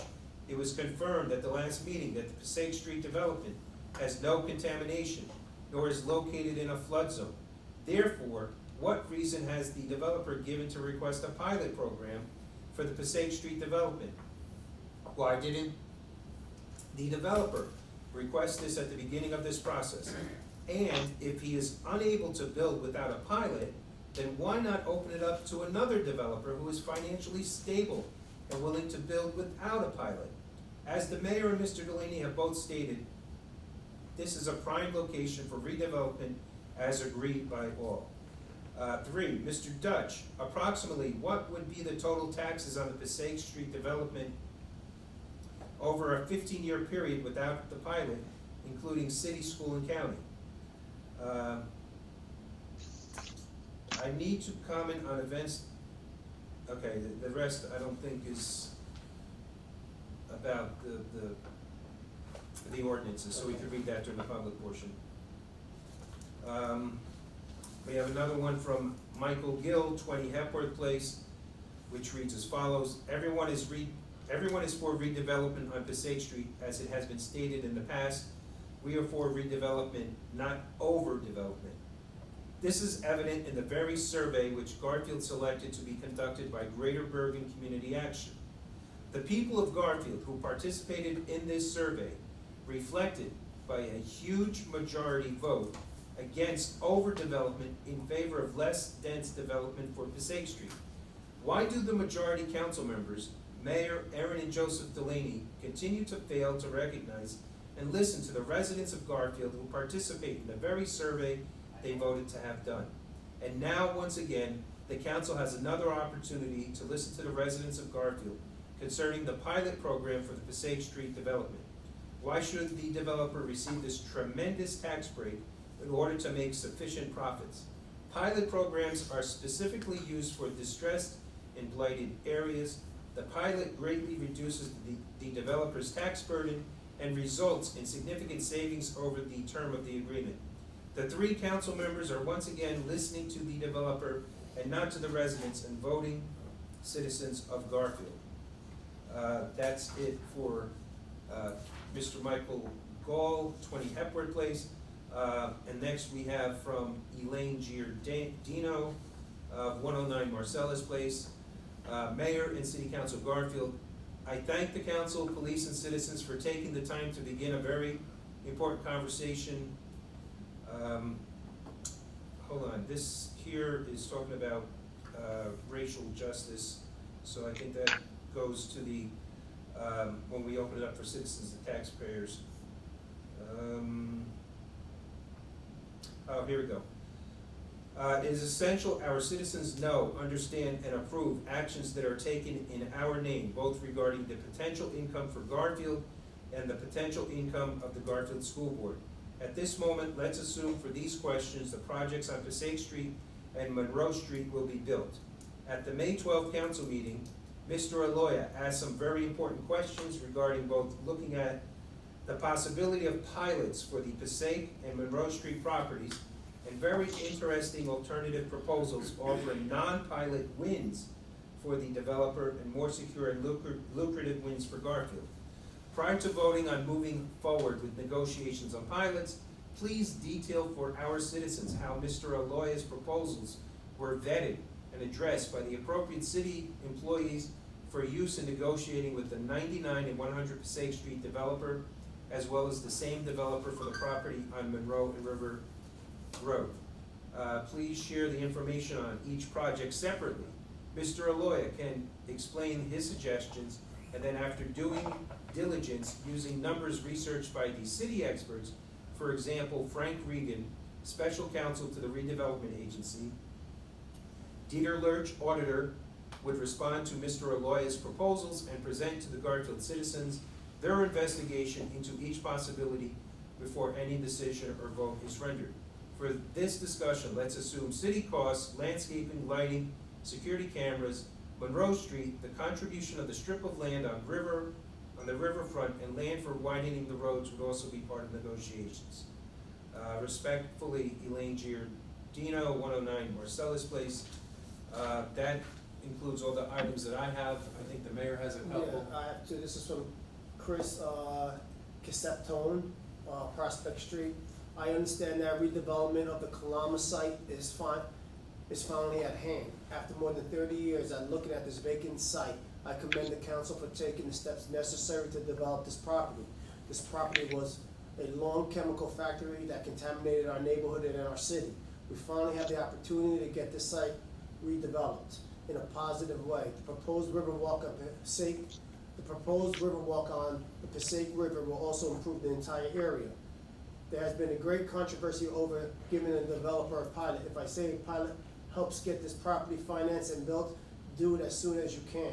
I have read that pilots have been used in other redevelopment areas and in communities all over the state. They have apparently worked there, so why not here? This is from Paula Tamburo, Palisade Ave. I am a lifelong resident of the city. I live in the First Ward. I'm a block away from Passaic Street daily. I deal with trash and filth. This is a direct result of the old residential buildings on the vacant store, which have caused my neighborhood to deteriorate for over 30 years. I write to express my hope that redevelopment of Passaic Street proceeds quickly. The first two new buildings proposed in this area over these many years finally present a glimmer of hope for our neighborhood. Rip the old buildings down, let the redevelop proceed, and let's move our city forward. Those are my hopes. And Arbor, I don't know, did anybody write in as the meeting was going on? I don't know, that looks like a no. No, okay. Okay, now, I guess you need to close the public hearing. yeah, we'll close the hearing to the public right now. Now we read the other two ordinances, and we'll vote on all three at once. No, I believe that we Have to vote on this Yeah. ordinance, and Yeah. then, okay, so let's vote on this ordinance. Okay. But, On- I'm sorry, but then we just read the other two without going over the, Well, you would have the public hearing and see if anybody writes in addition to what we just heard. okay, well, we're not rereading what we just. Correct. Correct, okay. And I don't know if there's any commentary from the city officials Yeah. prior to us voting. Yes. Good, you go. I have a Yeah. question. 1 second, Frank, he's gonna go through it, then we'll go through the vote, go from Lou to, Do we make our comments during our vote? yes, you can make your comments during your vote, Lou. Councilman, I'm sorry. Good. Okay, on the second reading, which is final adoption, Councilmember Aloya. And which pilot program are we doing now? This is 99 Urban Renewal LLC. Okay, so this is 99 Passaic Street. Yes. Yes. Okay, so the issue that we had on Passaic Street and the issue that we brought up at the public meeting was that there's two developments, one at 99 Passaic Street and one across the way at 100 Passaic Street. It's fine that they're building these apartment buildings in town in the sense that it's an advanced tax assessed value to the community, but here's the issues. We addressed this publicly with regard to 73 one-bedroom dwellings going in with 86 parking spaces on a 6-story building. A, it's congestion. B, it's size of the parking based on the fact that almost no one can park in those 86 spaces. C, that it was not even connected to the property across the way in any way, shape, or form. And lastly, and the biggest part, is that our tax revenue would only be based on the availability and the revenue gained at a 10% rate of the apartment. So if they're projecting a $1,600 apartment, we would only see $160. So the potential for the pilot to generate any funds, number one, is probably years and years off in the distance, number one. Number two, it's based on a rentability. So the 99 Passaic Street has a potential of only renting or generating $193,490 at maximum rent, but we're estimating that to be a $17 million development, which should generate well over $533,000 in taxes. Mayor, the only thing that we presented to you in front of the planning board on this particular project, or what I felt, was that we already have an abatement program for tax development on commercial real estate in play in the city back to 1997. We could have made it available. This is a for-profit company coming in, building apartments, and making us basically their partner. And there's no benefit to the city if he doesn't rent. It only benefits us if he gets to a percentage of 90%. Who else gets that type of a situation? Why didn't we make that part of the advertisement for the development program when it was advertised? I think one of the people that spoke said exactly that. It would have made, how many more developers could have stepped forward and said, wait a second, I don't have to pay taxes for 5 years, and then by the time I start paying taxes, it's on a swing benefit of 10% on what I rent after 90%. That was not even an offer that was made. There were a lot of other good citizens that brought up aesthetic problems and issues with regard to site plans, property use, how much square footage we were using, so on and so forth. All of those factors are key without discussion.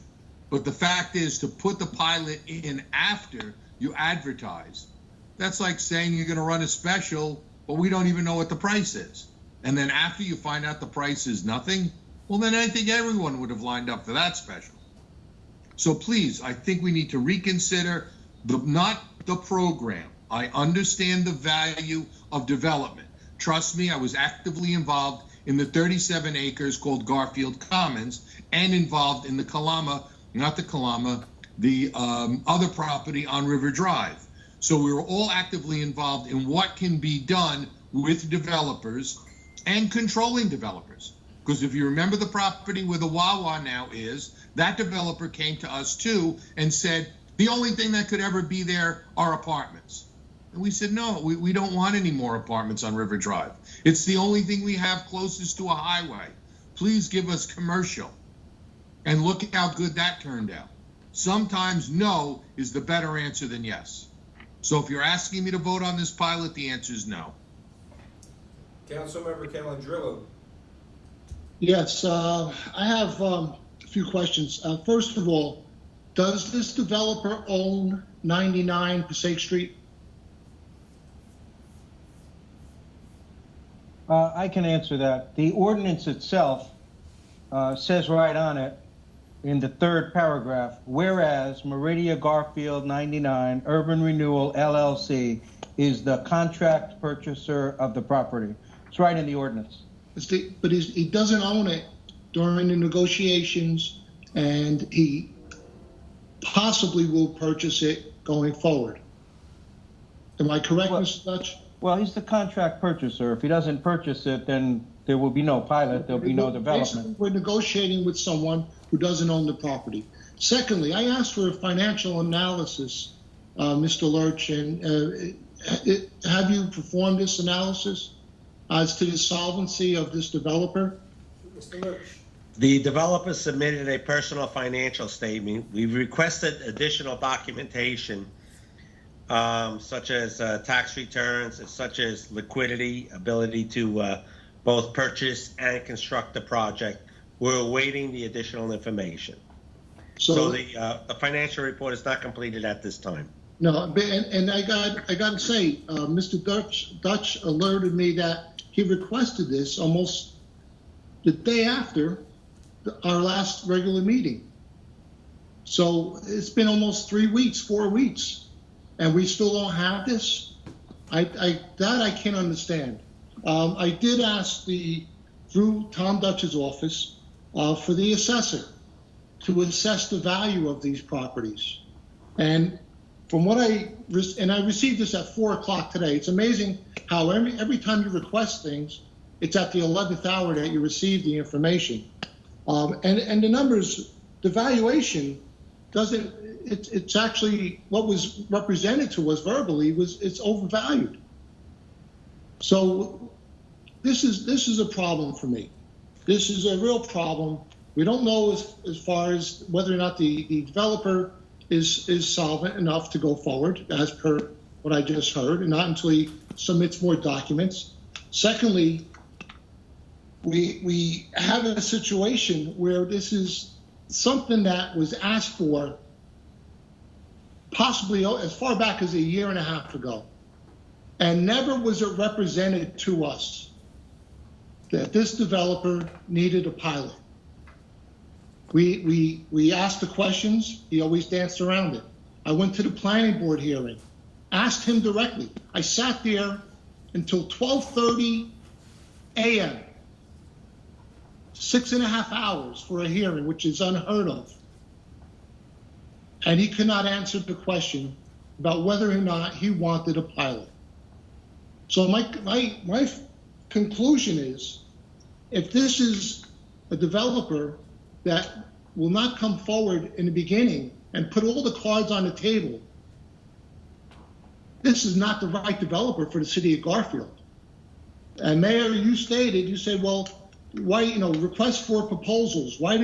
How could we go out for, and if I'm going to be partners with the developer, it's not going to be the guy that didn't have a water meter on Sly Street for 9 months and never felt it that he should notify the city. This is not what we're in for. We are not here to become partners with developers. We're here to improve the town. And let me just say, for those people that wrote in and gave, say they were for development, this is not a vote whether we're for development or not. I am for development, 1,000%. My voting record for the years I've been here, we have developed many properties, and with the same people that I'm looking at on this screen. People like Mr. Boswell, people like Mr. Lurch. They were done correctly, and we made sure that the developers were solvent.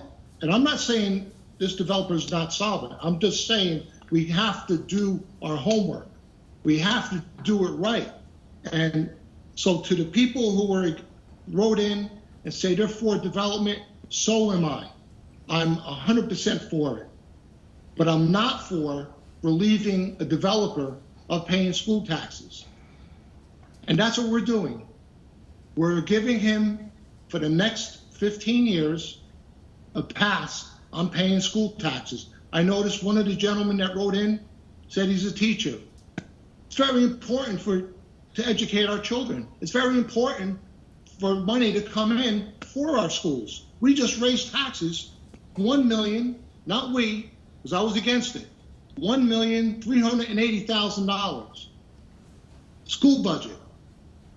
When that happens going forward, this gentleman will not share in the same pain and the same payments that every resident in the city of Garfield and every business other than his will pay in the city of Garfield.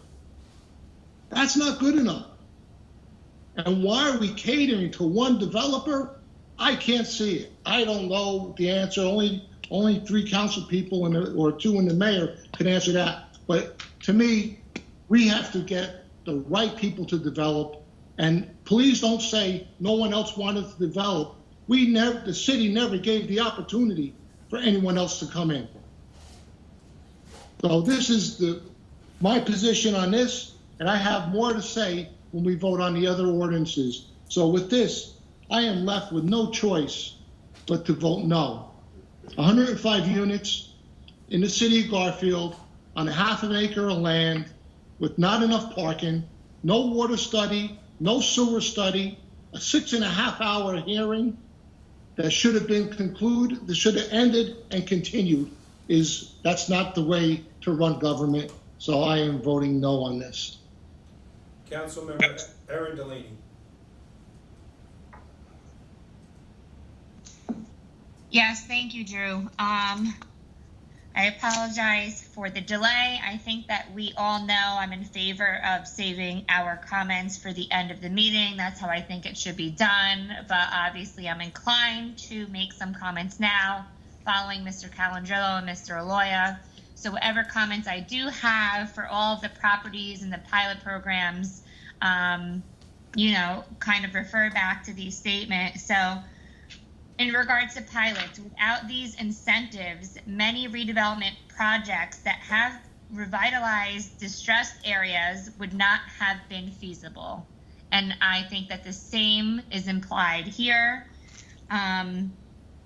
I personally feel that Meridia, or whatever you want to call the developer, is taking a risk here.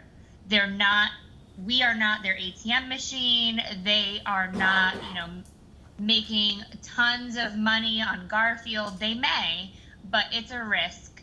And as I said at the last meeting, I don't care about how much money they're saving.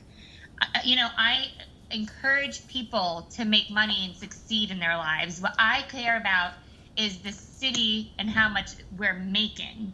And we have an undervalued and aging downtown area that I refer to as Passaic Street. And this pilot program will enable the developer to mitigate risk, attain financing, and move forward with more certainty. And it allows us to revive a neighborhood and generate revenue. One of the things with pilots is that by law, they always generate more revenue than the current property generates. And as I said, I don't know if it was at the joint Board of Ed meeting. Dieter, how's your dinner doing? I'm sorry, I forgot I'm on TV. You save me some, please. So with pilots, as I mentioned, I don't know if it was at our joint Board of Ed meeting or the last meeting, we still get the same amount of property value that we're getting on that property currently. And what they're getting, the payment in lieu of taxes, is on the improvements. And as I mentioned earlier, when we were voting on changing the Board of Election date, is that our budget has been defeated for countless years. The citizens aren't happy with the Board of Education budget. But you know what? The city budget, and you know what, I will commend those council people that have been there for years, because the city budget has been pretty good. And we're helping the Board of Education look good by keeping a steady budget. Because as you know, we're the collectors for the county, for the school board, and for us. So with us being able to keep our taxes down by this pilot program, even though the money won't directly still be going to the schools, it inadvertently will be going to the schools. It'll bring people back to the area to support and grow the surrounding local businesses, and property values will go up. Again, to me, it's a no-brainer. We need to, Mr. Calandrillo said it's important to educate the students. I agree, but again, that can still happen with this pilot program. Let me look at the rest of my notes. Give me 1 second, please. I heard a comment about for 9 months that this water meter, and they didn't notify the city. No offense, and I agree that that's atrocious, but I think it's more of an embarrassment to the city. Why is that their responsibility? We're the ones providing the services. We're the professionals. We should have been on top of that. Someone dropped the ball in this city, not by that developer. And you know what? Maybe they should have been the ones that took responsibility for it. But I know that sometimes I have a personal savings account that my car insurance gets taken out of. And if I have a little bit more money in there, I'm not noticing. If I have a little less money in there, I'm not noticing. And I'll tell you, I don't have that much money in that saving account. I didn't sell a piece of property for $850,000. So for them to not notice, that's on us, not them. And that's all I really have to say on this. Again, these are my comments for all 3 pilots, all properties. I'm voting yes, and that's all I really have to say further on the matter. Thank you. Aye. Deputy Mayor Joseph Delaney. Yeah, I'm gonna save the majority of my comments for the end after we get done voting on all the redevelopment, probably for the councilman comments at the end. So everybody stay tuned. But I just want to answer a few questions that was asked. We do consider all taxpayers when we're deciding redevelopment. But if we didn't have these new taxes coming in, then your tax base will be lower. And the only way to get more money to the tax base is by taxing the properties that are on the base right now. So if we didn't have new money coming in from redevelopment and we had to raise our taxes, that money would be coming from the homeowners that are listed right now. So we always are considering the taxpayers. Our focus has always been on illegal apartments also, whether it's in the basement or the garage. It's illegal apartments that really put the strain on the school system and all our sources. You know, it was mentioned by a person about the quality of life in town. And I always run quality of life issues regarding past ordinance regarding dog feces, newspaper boxes. So the one questions were asked about that, but we are always addressing quality of life issues. I've been fighting for auto repair shops, auto sale shops, speeding, graffiti, forever. But that just has to do with that one question that was asked. Mr. Calangelo just stated that he always voted for redevelopment. Well, he didn't vote for these 3 redevelopments that we have. And for one thing, Calamar property, how can anybody vote against a contaminated piece of property that's been empty for 35 years, not to get it redeveloped? That right there, to me, says a lot about that individual. I vote aye. Mayor Rigoloso. I'll save most of my comments for last, but just to answer a couple of questions. You know, when they say talk to the residents, I know for a fact that me and Tom, we sat down at least 3 times with residents from the Passaic Street or the First Ward area, discussed the redevelopment. 2 times was actually in Holy Name Church in the basement. Another time, me and Mr. Sergeant Stewart sat downstairs in that basement as well. And we talked, we sat at a round table with a bunch of residents.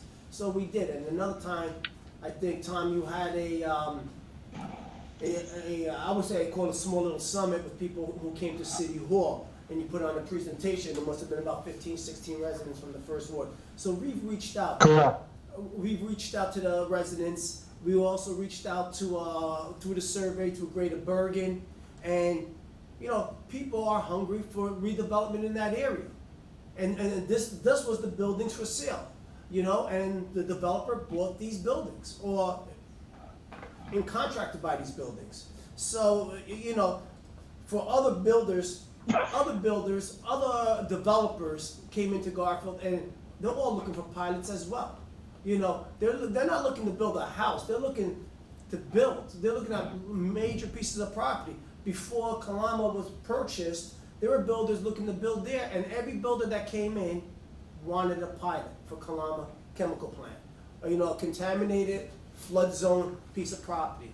You know, other builders came in looking at other pieces of property on Passaic Street, and some of them still today, they're looking for pilots. You know, this is nothing new. Pilots are nothing new here in the state of New Jersey. You look around from Hoboken to Hackensack to Montclair, these developers who built that or revitalized those areas, they all got pilots. The same developer who's purchasing this piece of property has redeveloped downtown, or I would say downtown Hackensack. And, you know, this is one of the top 10 builders in the state of New Jersey. So, you know, we're lucky to have someone like that who wants to come into the city of Garfield and look to revitalize us. I'm going to save the rest of my comments for the end. But again, you know, pilots are nothing new. They should, you know, you guys have been sitting on the council longer than I have, and I'm sure that everybody who had that same seat that I'm sitting in, you had developers come up to you to find out, you know, when the Walmart went in, when the Wawa went in, I'm sure people were walking into your office and asking if there were pilots available as well. And I'm sure later on I'll hear about that. But at the end of the day, I'm voting yes. Aye. Okay, we have 3 ayes and 2 nay. The ordinance is adopted. The following entitled ordinance was introduced at a meeting held on May 12, 2020, was duly published. Copies were posted on the bulletin boards in City Hall. Copies were made available to the general public, and having complied with the law, this ordinance was not read in full, and the City Council can now proceed with the public hearing and final passage. An ordinance of the City of Garfield, County of Bergen, New Jersey, approving the pilot application and authorizing the mayor and city clerk pursuant to NJSA 48:20-1 et sec. To execute a financial agreement by and between the City of Garfield and Meridia Garfield 100 Urban Renewal LLC for property located on block 14.02, lot 4.01, as shown on the official tax map of the City of Garfield and located in the Passaic Street redevelopment area. So, Mayor, you need to declare a public hearing on this ordinance. On this ordinance only, if anybody typed in, we read out the other ordinance, we read out the other comments earlier. And We do have a comment. sure, there's an It anonymous. does say anonymous. Then wait 1 second, Drew. Yes. It can't be anonymous. We have to have the name. Bob. Bob, you there? If it's anonymous, we're gonna skip the comment. Everybody else has to have a name in it, so. Go on, continue. Bob is not there. No? Mayor, I concur. You can't read an anonymous. You can't read an Mayor, anonymous statement. it's Jay, I'm here. They have to be named and their address has to be read into the record. Right. Go on, Drew, continue. Thank you, guys. Okay, if there's nothing else, then you can close the public hearing. We'll close to the public hearing and we'll Proceed with the second reading and final adoption vote. On the roll call, Councilmember Aloya. Quickly comment on this one, with regard to pilots, signature property, Garden State paper, the developer on that particular property wanted a pilot, we said no. He still built whole signature development that you see today on Garden State property, which was contaminated property, that went bankrupt with Enron, that we were stuck with, and guess what? He still gave us $2 million. So he gave us money, built a beautiful development, asked for a pilot, and we said no. It's doable.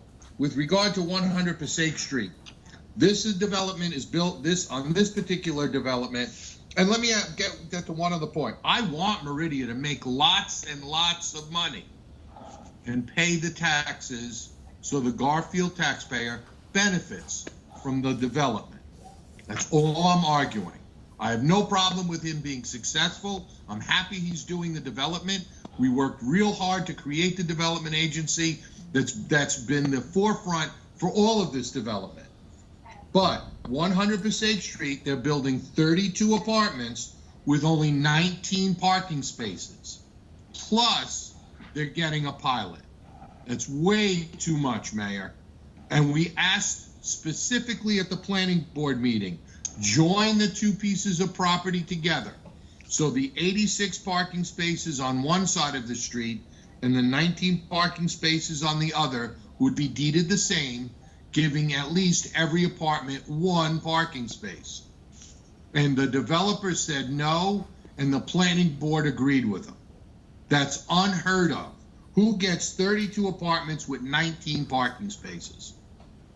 I don't see why he gets that, plus doesn't have to pay the $215,000 a year in taxes. He's going to pay only $82,000 is what he's proposing, which it should be on the $7 million that he's proposing to develop. $89,000 for the city, $104,000 for the school board, and $21,000 for the county. And he's not going to be paying any of that for the next 5 years, and maybe only a portion or a prorated number scaled up for the next 10 years thereafter. That's a most lucrative program. And this is a for-profit company that we're giving a pilot to. This is the first one ever in the city of Garfield. We've never given a pilot to a for-profit company before. Give them a tax assessment, give them some type of an incentive program, but to give them a plan in lieu of taxes, not to pay taxes, unheard of.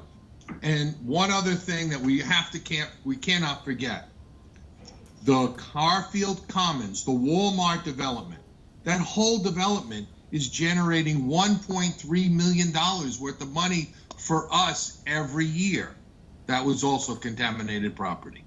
It can be done, Mayor. Just give it a chance. Don't give it away. You do not have to give it away to get development. We're not in that particular situation where we have to give away property and not pay any taxes for it. We're not going to benefit from it. We still have to supply them with the services. We have to supply them with the water and the sewer. We have to supply them with the roadways. There's so much more that we have to supply them with. And we're not going to benefit on the $80,000 that they're proposing in 5 years from now. Because they're proposing nothing for the next 2 years, absolutely, and then a prorated number thereafter. I have to vote no on the pilot, but not on the development. I vote no. Councilmember Calendrillo. Yes, thank you for that, Drew. He used to be the mayor. But I just want to say again to those that wrote in for development, I am 100% for this development, but not for the 105 units. And on this building, the same story. People wanted this property to be developed. They asked the mayor, who is on the planning board. They asked the planning board, as well as Councilwoman Delaney, who's on the planning board, reduce the density, reduce the number of units. That would not happen. People love that neighborhood. People who have lived there, lifelong residents. And at points, the mayor said it'll compromise. Nothing was compromised. Nothing. Not one unit. And what's going to happen? I have been in the moving business for the last 45 years of my life. I have been in developments from Fort Lee to Edgewater to Powell Park. I have seen good developments and bad developments. I have seen parking issues and non-parking issues. This is not going to be a good development. So when people say they can't understand why it's not going to work, I could tell you why. It's inadequate parking.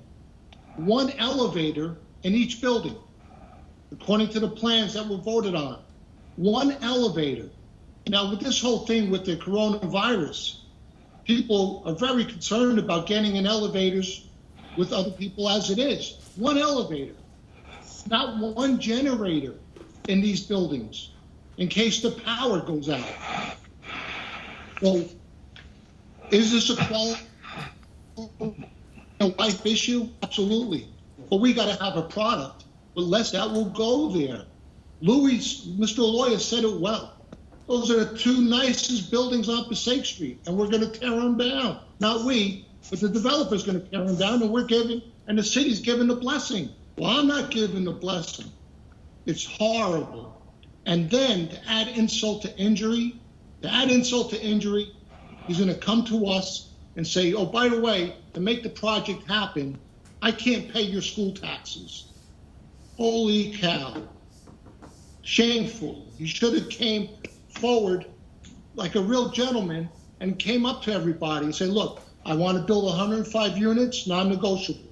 I want a pilot, I'm not paying you school taxes. That never happened. Who are fools here? You know what? I can't support this. It's shameful, it's wrong. And you know what? I would tell you, Mayor, if we went out and sought developers for this property, there were developers that wanted to come in.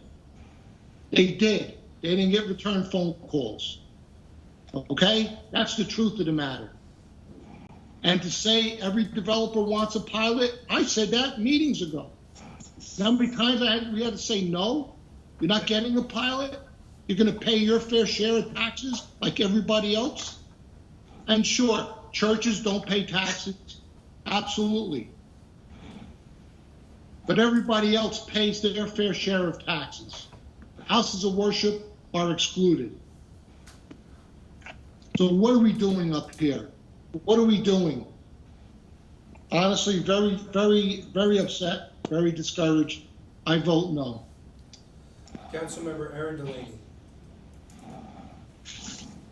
Thank you, Drew. As I said, I was going to make my comments just once, but, just quickly, in these economic times, I think this is a no-brainer. Again, this is a payment in lieu of taxes. I personally am not a fan of that name, but someone referenced to it as a plan in lieu of taxes. That's not accurate. It's a payment and money. Either way, I vote aye. Thank you. Deputy Mayor Joseph Delaney. The truth of the matter is, nobody's wanted to develop on Passaic Street for forever, as far as I know. You got a burned out pizzeria that's been there for over 50 years. 50 years of burned out pizzeria has been there. Who's looking to develop on Passaic Street? Nobody. We want to move Garfield forward. The only way you could get is get a developer to start it. This developer is starting without knowing what's going to happen later on. It's a shot that we need, but he's taking a chance. This guy's taking a chance, putting in millions of dollars to try to build something nice. And if anybody questions this developer's buildings, I tell them, go in Hackensack. He has 3 buildings there that he built, which are gorgeous, absolutely gorgeous. And if you could think Passaic Street, I took pictures of it. I'd love to show anybody pictures. If I could believe that Passaic Street could look like that, then I'm an idiot if I don't vote for this. Because what this will bring to the city is enormous. It's a shame that we don't have support of the whole council. I vote aye. Mayor Rigoloso. Well, I'm going to just save my comments for last. Aye. Okay, we have 3 ayes, 2 nays, the ordinance is adopted. The following entitled ordinance was introduced at a meeting held on May 12, 2020. It was duly published. Copy was posted on the bulletin boards at City Hall. Copies were made available to the general public, and having complied with the law, this ordinance was not read in full, and the City Council can now proceed with the public hearing and final passage. An ordinance of the City of Garfield, County of Bergen, New Jersey, approving the pilot application and authorizing the mayor and city clerk pursuant to NJSA 48:20-1 et sec. to execute a financial agreement by and between the City of Garfield and Meridia Garfield 290 Urban Renewal LLC for property located on block 50.01 lot 1 as shown on the official tax map of the City of Garfield and located in the Kalama site redevelopment area. So we need a public hearing declared on this ordinance, Mr. Mayor. On this ordinance and this ordinance only, has anybody typed in on this? I see no, oh, there's still the anonymous. And as you had indicated earlier, we did hear the written comments that you read from the citizenry. So, right. No, that doesn't work. That doesn't work. The first name doesn't work. It's still anonymous. Continue, Joe. Well, I guess you would need to declare the public hearing closed. We'll close this hearing and we'll open it up to. Okay, on the second reading and final adoption, Councilmember Aloya. Okay, on the Kalama property, I looked at the plan. I love the plan. There's the warehouse. He moved the warehouse to the southeast corner. I like that. The 7-Eleven that's proposed on the site is now in the southwest corner, according to the other plan that was submitted. I like that. The storage units are on the River Drive corner and Monroe. That's very nice. I like all of what is proposed. I'm voting yes on the presentation, no on the pilot, and let me explain why. The assessed value of this property is $999,000. the paperwork that the developer put together said that he's buying it for $4,300,000. The numbers don't add up. He also states in this paperwork that he's paying $1,750,000 in taxes, county fees, permits, and bonds. I don't know who he's paying the taxes to. The property is only collecting $30,000 for us. I don't know who he's paying the taxes to. Then the last part of it is that his construction costs are $41 million. To make an actual comparison, all of the development on Garfield Commons, the Walmart, the Applebee's, the McDonald's, the Marshalls, the T-Mobile, Supercuts, and every store in between is only worth $45 million. He can't build a warehouse, a 7-Eleven, and a storage unit for $41 million. Somebody is definitely not adding up the numbers right. So, of course, when he says he needs $55 million to develop 7 acres on Kalama's property, which was contaminated for 25 out of the past 30 years, nobody was going to touch it. He bought it for 4 times its assessed value, and then is going to put $55 million into it, and we couldn't even put $55 million in the Walmart development. Mayor, the numbers don't add up. You don't need to give him a pilot on things that make no mathematical sense for the city. And then I even asked, and I'm glad Mr. Lurch is here, I asked him a simple question. If he rents the 7-Eleven, which the going rate right now on a triple net lease is about $8 a square foot, not what the proposed $25, I think that's triple what it's projected to be, and he rents out the storage unit, which may be also difficult to rent out because you have 2 other storage companies that are paying the full tax load. But if he keeps the warehouse for himself and never rents it, it becomes a non-taxable entity completely. If he doesn't have a rentable income, there's no rentable benefit for us. We don't get the 10%. So all of those things don't create a solid pilot and a solid benefit for the taxpayers of Garfield. Why he's paying 4 times the price, I'm not sure why. Who he's paying $1.7 million in fees and taxes to, it's only $30,000. I don't know why. And there's no way he could spend $41 million on 7 acres when Walmart is 37 acres and there's only $45 million in that property. Doesn't mathematically add up. It just doesn't. So I'm not sure what the benefit is, but it definitely does not benefit the taxpayers of Garfield. And if anybody says there's no development on Passaic Street, they've never been on Passaic Street. If they say that the train station, which cost $6 million to build on the corner of Outwater Lane and Midland Avenue back in the 2000s and 90s, one is in a major benefit to the community, and all we have is a bench on Somerset, and New Jersey Transit, we had to beg them just for a gallon of paint to paint the trestle. I'm not sure New Jersey Transit is a partner with the city either. But the fact of the matter is, I can't vote yes on a pilot on this piece of property when the numbers don't add up. I vote no. Councilmember Calandrillo.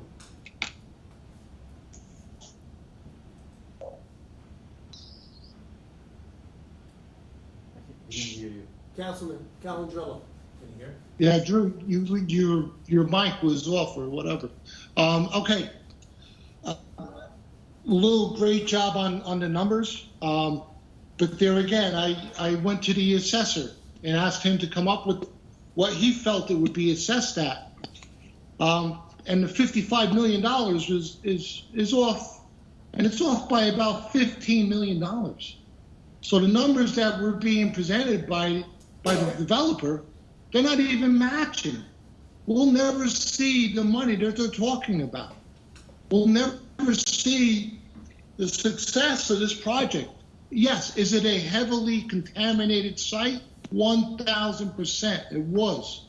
You know, when I was back in the day when I was the mayor, we went down the Trent Senator Sarlo did a hell of a job in trying to help the city of Garfield. We went in front of Smart Growth. Not only that, we had 3 meetings with them. The final meeting they brought to the City Hall of Garfield. We did a lot to try to get that cleaned up. The owner and responsible party was cleaning and is cleaning that site as we speak.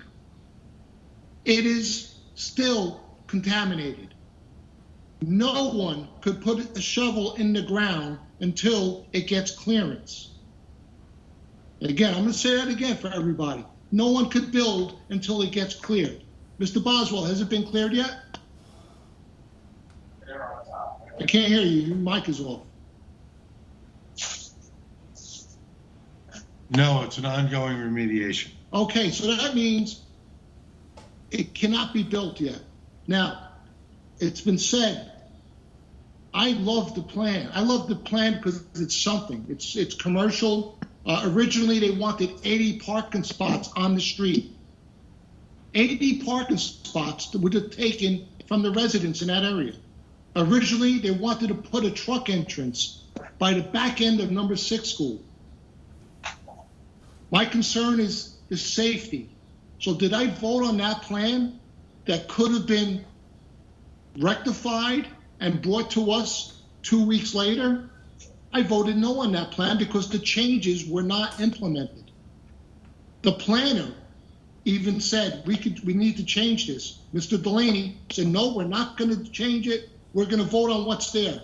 So that's why my vote, and I believe Mr. Aloya's vote, was not to approve that plan that day. Not that we weren't for what was going to go on that property. So I need to clear up these half-truths. When people say we didn't vote for development, that's nonsense. And until you put it out there, give other builders an opportunity, you don't know what's out there. You don't know what people want. Now, they're going to say, oh, there's a pilot necessary now because we are in economic difficult times. This has been planned for quite a while with the pilots. All these pilots have been planned for way before the COVID virus recession. So it's ridiculous. We could do better. Yes, we want something there, and I'm willing to work with this developer, but I want him to pay school taxes. Like everybody else, pay school taxes. Mr. Capadaglia, Meridia Construction, why are you special? That's what needs to happen.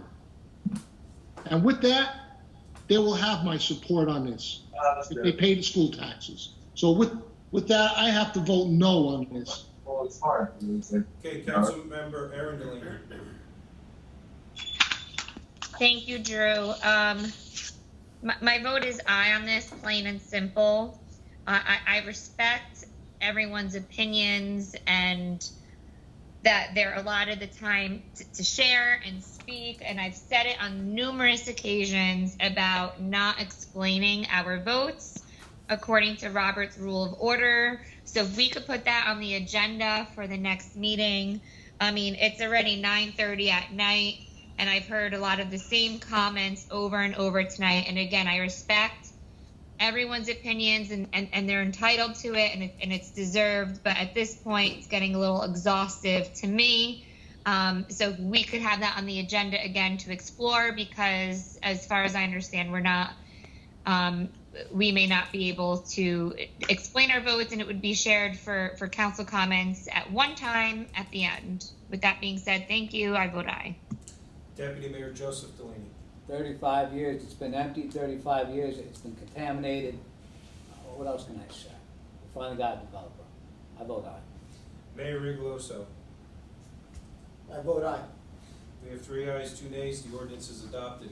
On introduction, we have an ordinance to amend Chapter 151 of the City Code of the City of Garfield entitled to add a provision creating an emergency outdoor cafe ordinance. The ordinance is introduced by council members Aaron Delaney, Rigoloso, Joseph Delaney, and Aloya. On the roll call on first reading / introduction, Councilmember Aloya. We got to help the small businesses in this town. I vote aye. Councilmember Calandrillo.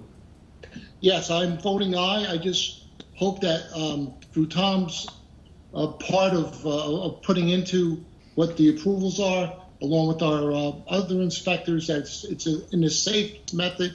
And we do have to help our local businesses. And to be a local business is awful difficult in this day and age. So I vote yes. Councilmember Arundellini. Aye. Deputy Mayor Joseph Delaney. Aye, great job, Mayor. Mayor Rigoloso. Aye. Okay, we have 5 ayes, the ordinance passes on first reading.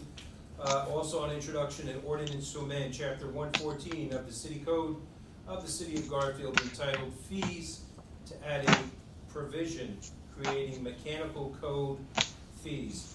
This ordinance is introduced by council members Joseph Delaney and Aaron Delaney. On the roll call on first reading, Councilmember Aloya. Is this the one Mr. Schultz had proposed? Yes. Aye. Councilmember Calandrillo. Aye.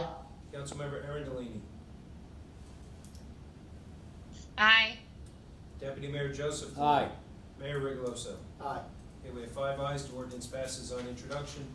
Also on introduction, we have bond ordinance to authorize the acquisition of real property for use as a police station in, by, and for the City of Garfield in the County of Bergen, State of New Jersey, to appropriate the sum of $2,430,000 to pay the cost thereof, to make a down payment, to authorize the issuance of bonds to finance such appropriation, and to provide for the issuance of bond anticipation notes in anticipation of the issuance of such bonds. Wait, Drew, 1 second here. Yes.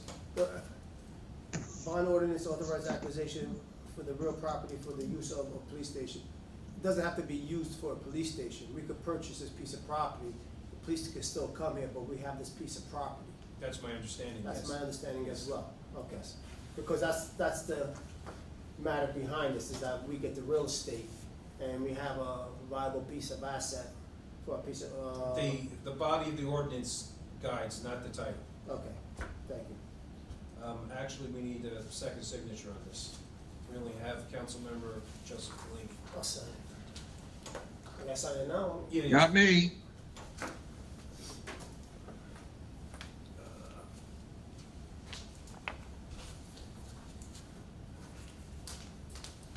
Okay, the ordinance is introduced by council members Joseph Delaney and Rigoloso.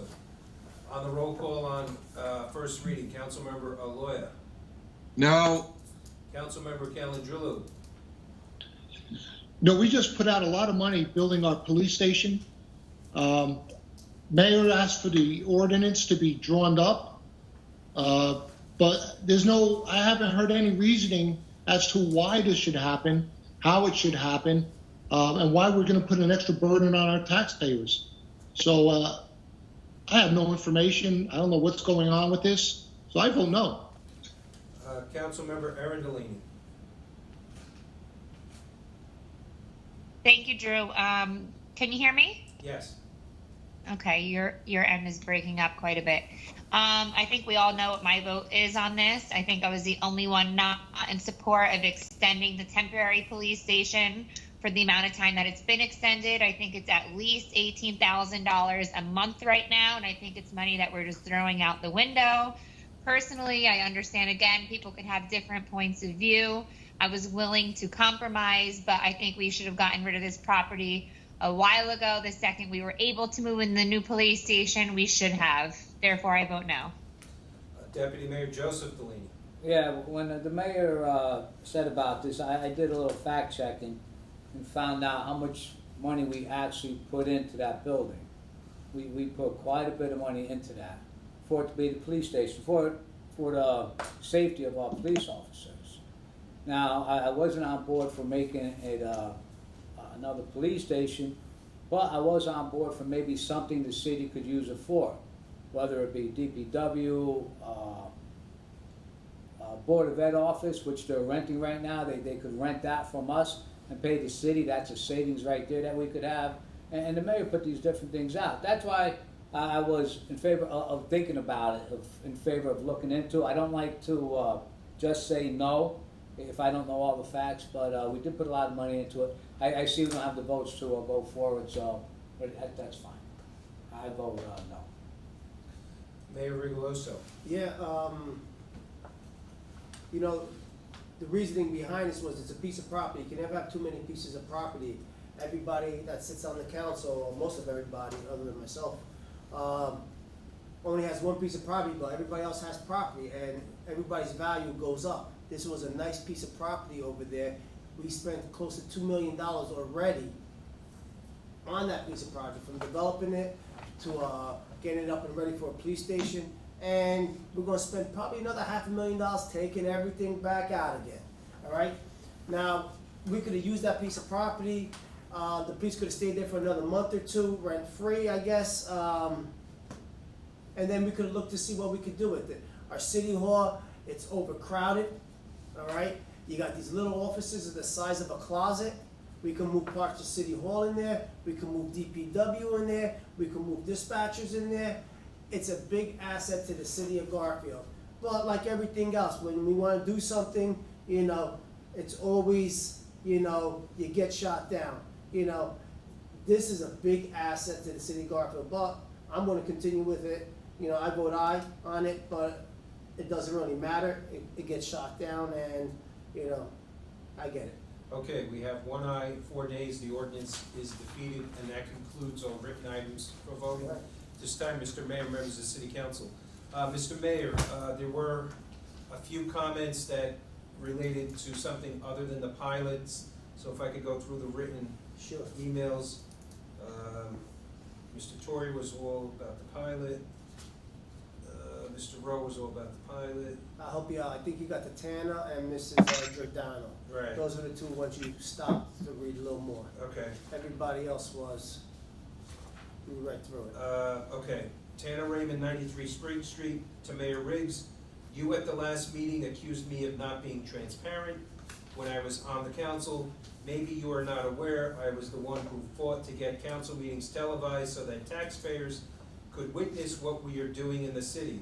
This council has since stopped televising the meetings on Cablevision, except for twice a week on and off time of the day when most are working. 2/3 of the city has Cablevision, not Verizon. I wanted that clarified. Also, in all my years of attending council meetings, never were the residents given only 3 minutes to speak. I served for 8 years and under 2 different mayors besides myself, and we always gave the citizens enough time to express their concerns. Check facts before you make accusations. Why can't these meetings be live with taxpayers able to call in with questions? Other towns do this. We could give the city clerk our phone number and you could call us from the phone. If you remember, Stanley voted this way, and so did Joe Delaney when he had to work. That would be a more transparent format. Remember, the taxpayers have a right to know what you are doing with our money. Now it has the appearance that decisions are made by 3 people before the meetings. This is not the way government should work. Please start practicing transparency. You work for us.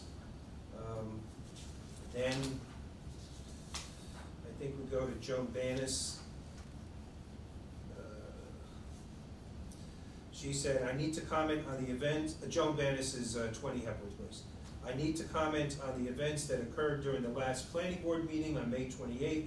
I had 2 questions for the planning board, but my questions were abruptly interrupted by the mayor, and I was told that the meeting was too long and needed to end. The length of the meeting should not determine how many questions are answered. As the planning board secretary and the chairperson are supposed to be in charge of the meeting, why does the mayor continually assume the role of the chairperson? His comments continue to be intimidating and bullying in nature. When will this behavior end? The entire meeting was chaotic and very poorly managed. One planning board member even questioned the legality of the entire meeting. The public has all the right to ask questions following a planning board session and should not be faced with belligerent comments. If this continues, I am requesting the City Council to intervene on this persistent behavior and consider either removing him from his office or reprimand this behavior. I am expecting to be told this did not happen, but as I was the person who was bullied, I am stating the events as I know took place on May 28th. During the meetings on both May 12th and May 26th, the reply window on the Garfield website was not available to me as well as others. There have been numerous issues with Windows team, not only by the public, but with council member Ms. Delaney, and the last meeting needed to be shut down. It is a shame these major decisions are being made during this time when your communications are lacking. This is a big disservice to the public. I believe that was, oh, no, there's more. Elaine Giordano of Marcellus Place, 109 Marcellus. I thank the council, police, and citizens for taking the time to begin a very important conversation about racial justice. This moment is not one we can allow to pass with time. I myself, and I ask everyone to digest, learn, listen, and feel how best to respond with actions that changes our community and our world. This is not a political conversation. This is a human conversation. I want to do, and us to do, whatever we can to help move this conversation forward. Bishop Desmond Tutu said, if you are neutral in situations of injustice, you have chosen the side of the oppressor. As Maya Angelou said, do the best that you can until you know better. Then, when you know better, do better. There have been many injustices. It's important to have compassion, but it's also important to go farther than that. Make deep change, rethinking how our world functions, and taking action is not just a goal, but essential. Marcy Shimoff said, and I agree, I believe that ultimately we all want the same thing. We want peace, we want equality, we want justice, we want safety and a good life for all, including everyone's children. We want what's right and fair. Please tell us the ways the City of Garfield and the City Council is investing in being that change agent. Third, are dog parks open again? Respectfully, Elaine Giordino, 109 Marcellus Place. I don't know if you have anything else, Mayor. No, I don't have anything else. Okay. All right, now we open up to council comments. Councilman Lawyer. The mic, Lou. Your speaker, Lou. Thank you, Mayor. Now you got me? Yes. Okay. I want to acknowledge the fact that we participated in a lawful protest. I commend the people that participated. They acted with respect to the city and still voiced their opinion, and I recognize that, and I thought it was very, very well handled. I also commend our police department for participating in a way that made everyone feel safe, comfortable, but had the right of free speech. I recognize that. To the fact that we're going to get our basketball courts, I'm hoping that Dennis Malicki is out there listening, because he was probably one of the guys that was motivated the most with getting those basketball courts into our mindset when we're discussing City Park and City Field. I commend Erin Delaney for her attitude with regard to the school board election and moving it to November. I think that creates a situation where the school board has to answer to the taxpayers on what they're doing and not making it an issue where we have to discuss what we need to do and how they need to do it. Far too complex. It's about time that got reviewed. Mayor, I'm just asking you, look at those pilots, because next year, when we look at the tax roll and there's no income for those three pieces, everyone's going to say, where's the tax benefit? The year after that, where's the tax benefit? The year after that, it's too obvious, too difficult.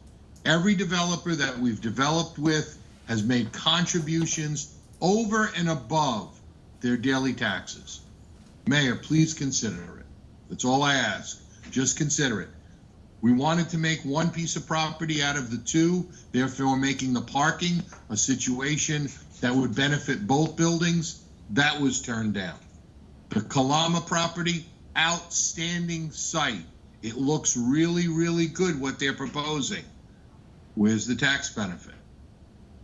Can't understand why they're paying $4.9 million, $5 million for a $1 million piece. Something mathematically doesn't add up. Mayor, please review it. Thank you, Mayor. Councilman Calandrello. Okay, I just want to address Ms. Annis's comment. No resident should feel bullied. No resident should be leaving a meeting or listening to a meeting and feel like they're being strong-armed by anyone. It's wrong and it should never happen. Comments should never be made about our city employees.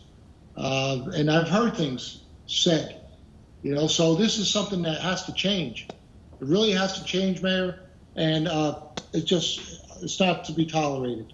As far as all the pilots and speaking on the vote, that's the way I do it. That's the way I always will do it. And anyone that wants to suppress my opinion or my words, I have that right. I'm elected, and I will give my opinion on those things. So if you don't like what I say, it seems like everyone wants to cut us off. They had the school board meeting the other night. And Mr. Delaney, you were running it as the deputy mayor because the mayor was in conflict. And you said, well, Mr. Calandrello already spoke or Mr. Aloya already spoke. Well, guess what? We're there to work out an agreement. And if it takes 2 hours, 4 hours, or 2 nights like it did Ridgewood, I read that they met for 2 nights and then it passed. I remember council meetings that would go more than one evening. So if you're going to try to suppress what we're saying, it's not going to work. And if you don't have the time to put into it, that's your problem. I have the time. I'm willing to sit there. I'm willing to give as much effort as I possibly can. So please don't try to shut me up because it won't happen. And I'm saying that politely. As far as there's been a lot of questions and comments. I'm sure there's a lot that have not been answered. And I apologize for that if they're not. But I would just like to say thank you to those who organized and participated in the peaceful march that I also took place on last week. So to those, my compliments to everyone. The city of Garfield made us proud. A peaceful march, and you know something? It's what we do with that. It's if we listen to the public, and something good must come out of what has happened.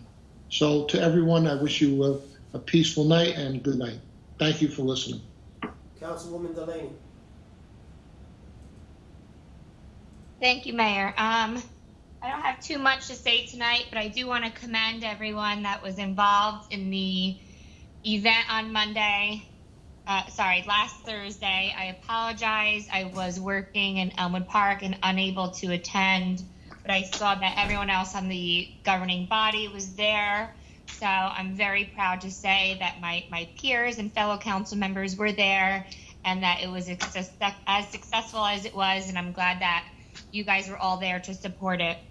I also want to wish the events committee good luck on their dine-in movie night. I think it's a fabulous idea, and I'm glad that we're bringing something to our residents during these troubling times, a little something for them to get out of their houses. And again, very proud that we're bringing that to our community. I also want to say that I'm not trying to suppress anyone's opinions, as I said once and reiterated multiple times. I respect everyone's opinion. I just think that we should have a little bit more organization to our meetings where comments are reserved for the end during council member comments. I am not as good of a clerk or as experienced as a clerk as Mr. Pavlicka, but I will say in the community that I serve, there are no comments when anyone is, there's just no explanation of anyone's vote. But for the most part, I mean, we have a consent agenda and it just runs a lot smoother. So again, I respect your opinion. I'm not trying to suppress what you're trying to say. I would just like to see a little bit more organization and a little bit less repetitiveness. I did see some comments from former Mayor Tana Raymond, and I know she mentioned some things in regards to the mayor and our transparency. Yes, she brought recording to our meetings with GTV. While it was great at the time, it was very low quality, and it was a step in the right direction. I'll give credit where credit's due. But as she said, she was transparent for bringing the recording to the council meetings, which we're still continuing. So it's kind of a little bit hypocritical for her transparent when we actually enhanced what she brought to the community. Now, I personally sent out a survey to clerks throughout the entire state, and I got, I would say, about 100 responses, and 2/3 of those 100 responses do not even record their meetings at all. I would say maybe about 3 of the communities have live meetings. Maybe about 2 or so have just as much, I don't know what you want to call it, measures in place that we do. So I will say each and every meeting, I am proud with the program that we run. Right now we're live. Our other meetings, we're on Verizon. We're on Cablevision, I think it's 3 times a week. Again, people could set up their DVR. You could go on YouTube 24 hours a day, 7 days a week. You could go on our website 24 hours, 7 days a week. You could reach our clerk and get meeting minutes and audio recordings. I mean, it's exhaustive of how much we our residents. We should be proud of what we offer. And, you know, I know she said that she's being called a pot stirrer because she has questions. No, it's not because she has questions. It's just the demeanor in which she asks questions. She's making accusations about things and, you know, saying that people are having lunches and different things like that. It's completely inappropriate and completely immature, and she should know better. And I will say that to Ms. Raymond personally if I need to. But with that, I will want to say in regards to the mayor, I do want to stick up for him. I am on the planning board. I personally do not think that he is a bully or was being a bully, and I don't think terms like that should be used loosely in this time, in this day and age. And with that being said, see everyone in 2 weeks. Thank you for sharing the last few hours with us. Thank you. Deputy Mayor. Yes, and it's been a few hours, 3 hours to be exact. I see we lost a lot of the people that were listening, but it's okay. I understand 3 hours is a long time to listen to repetitive things that politicians have to say. I just, a quick note, I just want to read. You know, we talk about the redevelopment. In April 23rd of 2002, the redevelopment agency was established. Right, May 14th, they put on the first 7 commissioners, the council at that time, from 1 year to 5 years. Those commissioners, first appointed to the redevelopment board, were Mayor Frank Calandrillo, Councilman Louis Aloya, Christian Raymond, who was Tana Raymond's son, Artie Booker, who was a great individual, a business owner in town, Artie Adriano, who's still serving on that redevelopment right now, Roger Heddle, who probably would still be serving if he didn't pass away. Roger was a major force in the redevelopment of Meridian property and Wawa. And the last person was Louis Aloya's wife. All right, so they had upper control at that time, unlike now where we just have 1 sitting council member on that redevelopment. All right, but months before they even put the council member on the time, they designated 2 pieces of property to be redeveloped in the redevelopment zone. And they were the Walmart property as we know it today, and the second one is the Calamar property. So what I'm saying is the Calamar property, which we got voted no's on tonight for the pilot and for the redevelopment, was the first piece of property that the council members put on to be redeveloped, and it still sits empty. Still sits empty. All right? Second was the Walmart. The Walmart permit was taken to start construction November of 2009, and it was finished. They got the CO July of 2010.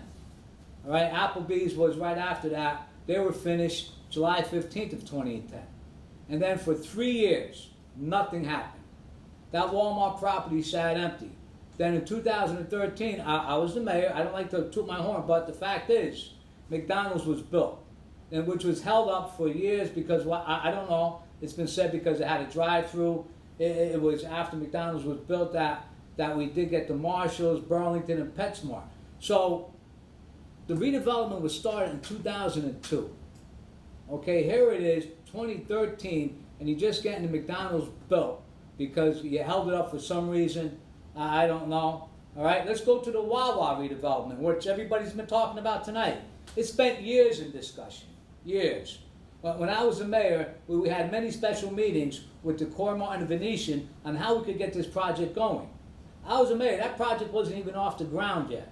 All right, you had Dunkin' Donuts there that wasn't going nowhere unless we found a place for them to go.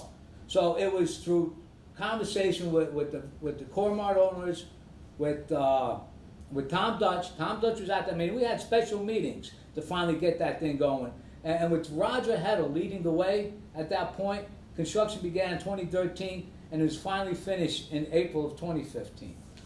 Let's get to Meridian property. All right, now he had sewer problems. If Kevin Boswell was on the thing, Kev, you there? Are you with me? Are you listening? Just nod your head because I can't hear you. I'm speak. here. Okay, now we had sewer problems at Meridian property. Mr. Calandrello was bringing up the sewer structure and all that. Did he fix the sewer issues down there? Yes, he did. Okay, so we have good communications with this. So nobody fixes a sewer property, the sewer problems before they develop, before they work on a property. All right, first they want to know they're going to be able to develop it. The developer purchased that property April 18th of 2007. So for over 7 years, the city and redevelopment held up that project for a different plan, for different reasons. And then finally in 2014, the redevelopment plan got approved. All right, close to $3 million we could have gotten in city taxes instead of the $140 we received for holding it up. Why did they hold it up? Personal dislikes. Maybe there was townhouses that were supposed to be built there, but then they know who they are, voted no against the townhouses. You know, and what gets me is Councilman Calandrillo always complains that he sold a property for $22 million. That's not true. That's not true.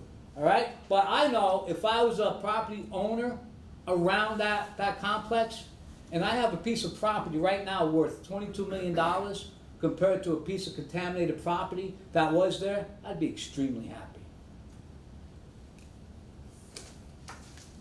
In closing, you know, what bothers me the most is when elected officials question why a developer will look to save money on their property taxes when they themselves appeal their own property taxes to save money on their property tax bill. Now, I never appealed my taxes. I just felt it wasn't the right thing for me to do. But you don't throw rocks if you live in a glass house, I was always told.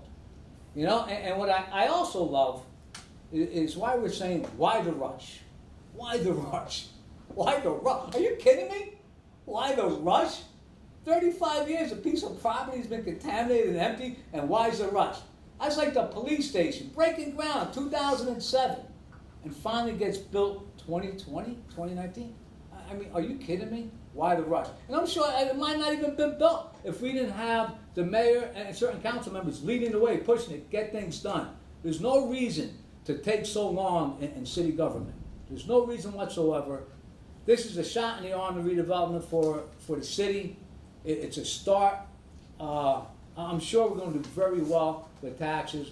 But with regards to what happened during, what's been going on, I made comments on the YouTube with regards to the COVID and everything else, and I still feel hurt and sad and upset about it. But what I seen the other night marching was such a friendly and positive thing from everybody in the city. The three organizers, Carlos, Georgie, and Sharif, they did a wonderful job, along with our high school students. We were able to meet with the mayor. I'm sure the mayor's going to speak about the Community Advisory Board to get things going. We just don't want this to be a march and forget about it. We have to start somewhere, and I know the mayor's got plans.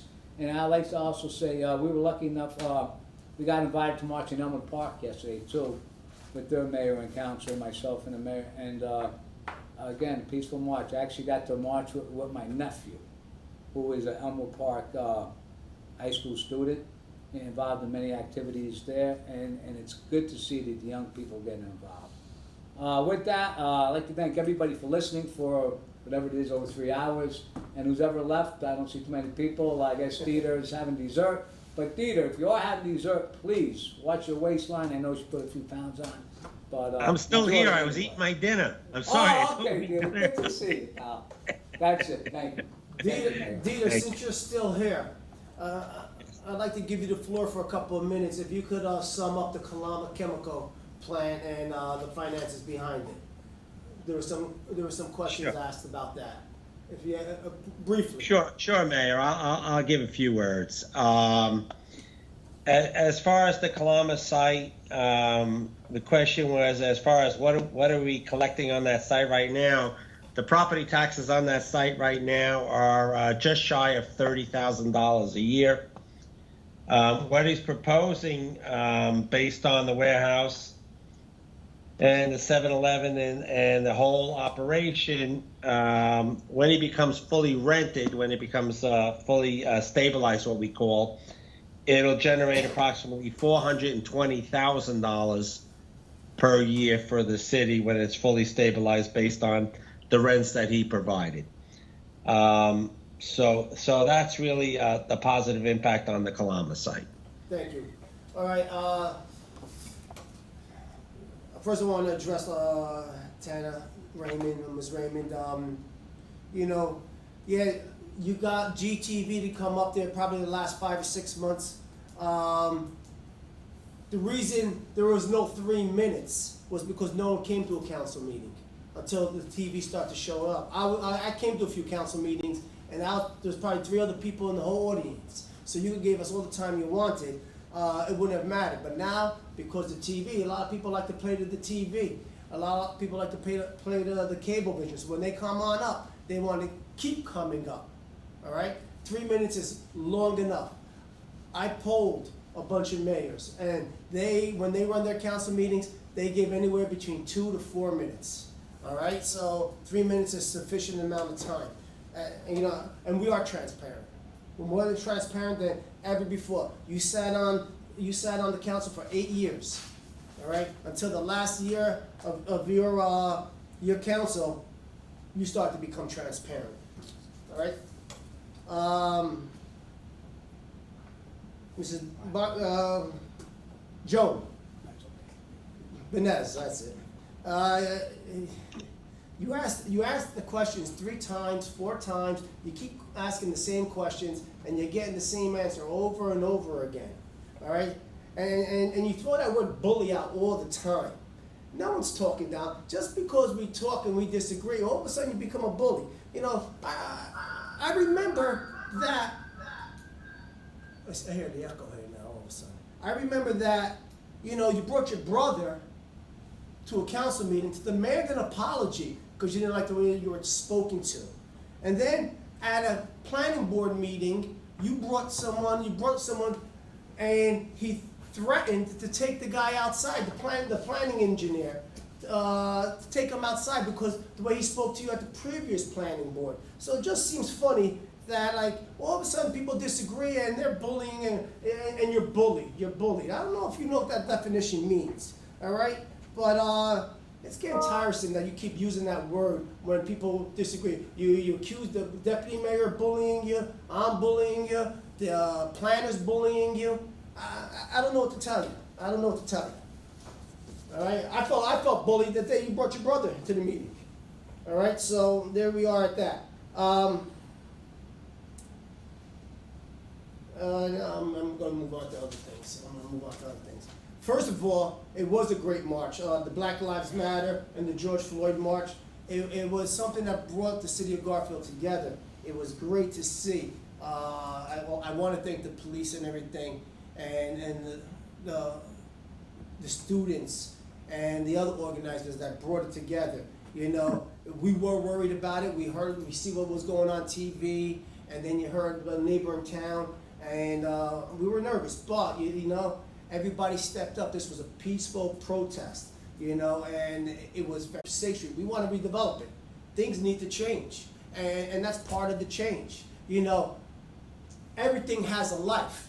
Everything has a life. And, you know, if you don't change, it gets old. And when it gets old, it's time to move on. And, you know, I see what happens on Passaic Street. You know, you got 10 empty buildings on Passaic Street. I mean, really?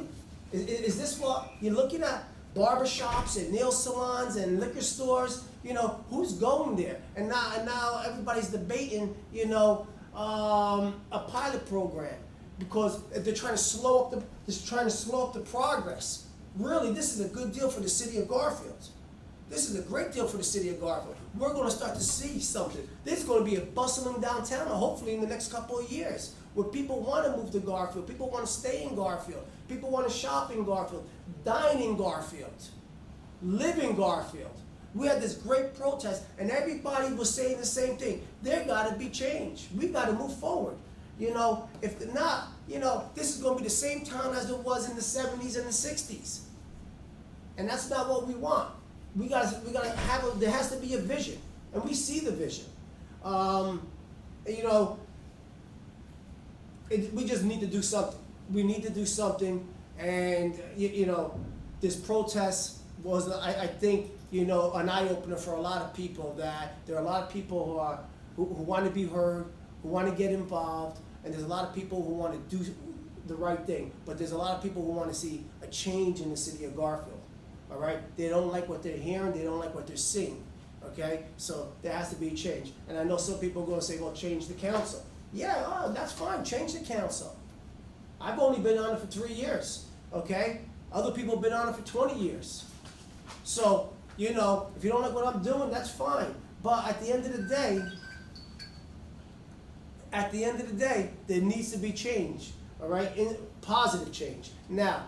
And one of those positive changes will hopefully be starting soon. We have a community advisory board. We met with the organizers of the parade. They like to have a community advisory board, a 5-member board. We have our 5 members, hopefully. You know, this is a board that will be a liaison between the city council and the city and the police department and the rec center and the school district as well. It's something that, you know, people could come in, voice their opinion, they could bring it to us, and there could be compromises, there could be whatever it could be, but it seems like other municipalities have a community advisory board. It's something that I would like to look into. So Bob, are you still on, Bob? Maybe he's not on. Drew, can we get I'm here, Mayor. Oh, can we get some type of write-up or some type of information on community advisory boards from other municipalities? So maybe we got an ordinance in the next couple of weeks. Okay. All right. You know, I mean, I'm excited about that, and I'm excited about what's going on, the way Garfield's moving forward, and I'm excited about that this is finally passing. I heard Deputy Mayor was going over these numbers and the years, how long it took for, you know, the Wawa to be built, the police station to be built, the Walmart to be built. You know, it's a shame that if you talk about it 13 years ago and then finally you get a shovel in the ground before, you know, what's the purpose? What's the purpose? If you talk about it, you're either going to do it or you're not going to do it. All right? This police station was talked about for years. You know, there were drawings on it. There was even a grand opening, I think, in 2012 or something like that. So, you know, obviously you saw that there was no grand opening. You know, there comes a time where you just got to keep moving. And, you know, Roger Heddle was an influential force on the redevelopment board and kept things moving forward. And for some reason, things fall back and get left behind. And maybe that's the way, you know, city politics works. But you know what? We don't have that luxury. We don't have that luxury. We got to move forward. And we got to move forward in a positive way. You know, you may not like the pilot. You may be for the redevelopment, but you know, before you were for the redevelopment, and then now the redevelopment is here. You're for the redevelopment, but now you're not for the pilot. It's always something that stops it. You know, even as something as simple as purchasing a piece of property, and you know, you don't want to purchase a piece of property because you know Everybody knows real estate. You buy a piece of property, you already spent $2 million in a year and a half on a piece of property, and now we don't want to spend another 2.3, bonded for 2.3. We have a great bond rating. It's not going to hurt the city. It's not going to bankrupt us. But now you have a great asset. If it doesn't work out, hey, sell it. Sell it for $4 million, $5 million. It's never going to go down. Values of properties never go down. All right, they only go up. But if it works out, well, you can rent it out. You always have income coming in. But it's even no on that. It's no on parks. It's no on, buying a piece of property. It's no on Passaic Street. No on River Road. Kalama Chemical Plant. It's always a no. None ever comes across and with any ideas. There comes a time when we just gotta start saying enough is enough. Let's move the city forward and let's just move forward. It gets tiring. It gets tiring. And then people want to come in and complain about, certain things. And, you hear these stories about the city of Garfield, because you got people on Facebook or parent page and they rip us and they rip us. Well, you know what? I don't know how you feel about that, but I don't like when I hear people ripping the city of Garfield. I don't like it. I don't like it when it comes from a resident. I don't like it when it comes from someone from the outside. They don't live here. They didn't grow up here. But they don't like certain things, and you're not going to please everybody. But if that's their perception of the town, then you know what? They could move out of the town. We're moving forward. We're a thriving little metropolis here. We're saying that prime real estate in the city of Garfield, with everything around us, and we never took advantage of it. Our biggest assets is the River Road, is the Passaic River, the train stations. The proximity to everything we want. And we never used that. We never used our resources ever until the last 3 years when we started talking about it. Now all of a sudden, people are getting excited. Developers are coming in, knocking on doors, want to find out if this is available or that's available. It's time. But they don't want to keep hearing no this, no that. They don't want to be jammed up. We're not developer friendly. But we're friendly enough to invite people in, have a cup of coffee, hear them out. Trust me, I've sat down with over 50 developers in the last 3 years. Having a cup of coffee in City Hall with Tom, and they go over things. The guy developing half of Passaic by, I see my hands going over here. It's distracting. By the Home Depot, and where he's redeveloping that. And then when you go down Passaic Street and you go down to the old, I think it's the old Board of Ed office. That developer was knocking on our door talking to us, telling me his story, how he got into developing by selling watches out of the back of his car. And now he has all those pieces of property and he wants to come into Garfield and he wants to get into business with us because he sees value. He sees the proximity. He was talking about how close we are to Route 21 and Giant Stadium and how he could use that. So there's a lot going on. There's a lot going on. And for people to just keep saying no, and then we have important people in the city of Garfield who want to piggyback on their no and just jam, this and that. And you know what? Move out. That's it. Because we're moving forward. You're either with us or you're not going to be with us. But we're moving forward. There's going to be big things going on in Garfield. The school district is moving ahead. The school district is unbelievable. Their administration and now the Board of Ed, there's some great things going on. Frankie Barber, I shouldn't use his name, but that team that ran, they were for moving the elections to November as well. People are excited to see things. And so you got the school district, you got things going on, and we got to keep, this is not a joke. No one's fooling around here. This is the city of Garfield. We're trying to do positive things. We keep the town clean, the quality of life. We want your kids to walk down the street and feel safe. We want your kids to go to the field and play and feel safe. We want the seniors to go outside and enjoy the beautiful weather. And unfortunately, you had these, this virus and this pandemic going on there.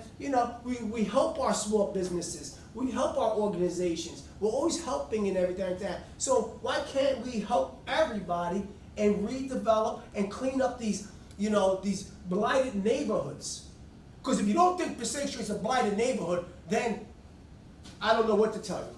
Then I don't know what to tell you, because Passaic Street is a blighted neighborhood. When you got 10 pieces of property that are vacant, a pizzeria that hasn't been redeveloped in 30 years, all right, or fixed in 30 years, a couple pieces of property right behind that pizzeria that is abandoned. You know, these are the things that need to be cleaned up. You want people to walk in that neighborhood. You want people to be proud of that neighborhood. The first ward, people who live in that first ward deserve that first ward to be developed. Because when I first got on, all I heard was, don't forget the first ward, don't forget the first ward. Well, you know what? We're not forgetting the first ward. You want this? That's going to make your property value go up, that developing that whole strip. A real downtown, a bustling downtown. You know, half of that first ward sitting in a contaminated chromium contamination, you know. Your property value went down, but around that block a little farther down, it's not contaminated. But when you redevelop that, and then you got the River Road Park, from Lanza to Passaic Street, River to Rio, man, the first ward is not going to be the prime real estate in the city of Garfield. People are going to be want to move there faster than you can think about. They want to stay there. They want to raise their family there. That's what we're talking about. You know, I get a little passionate about it because, you know, I try to understand why people fight it, and then when they start to speak, I don't see the reasoning behind the fight then.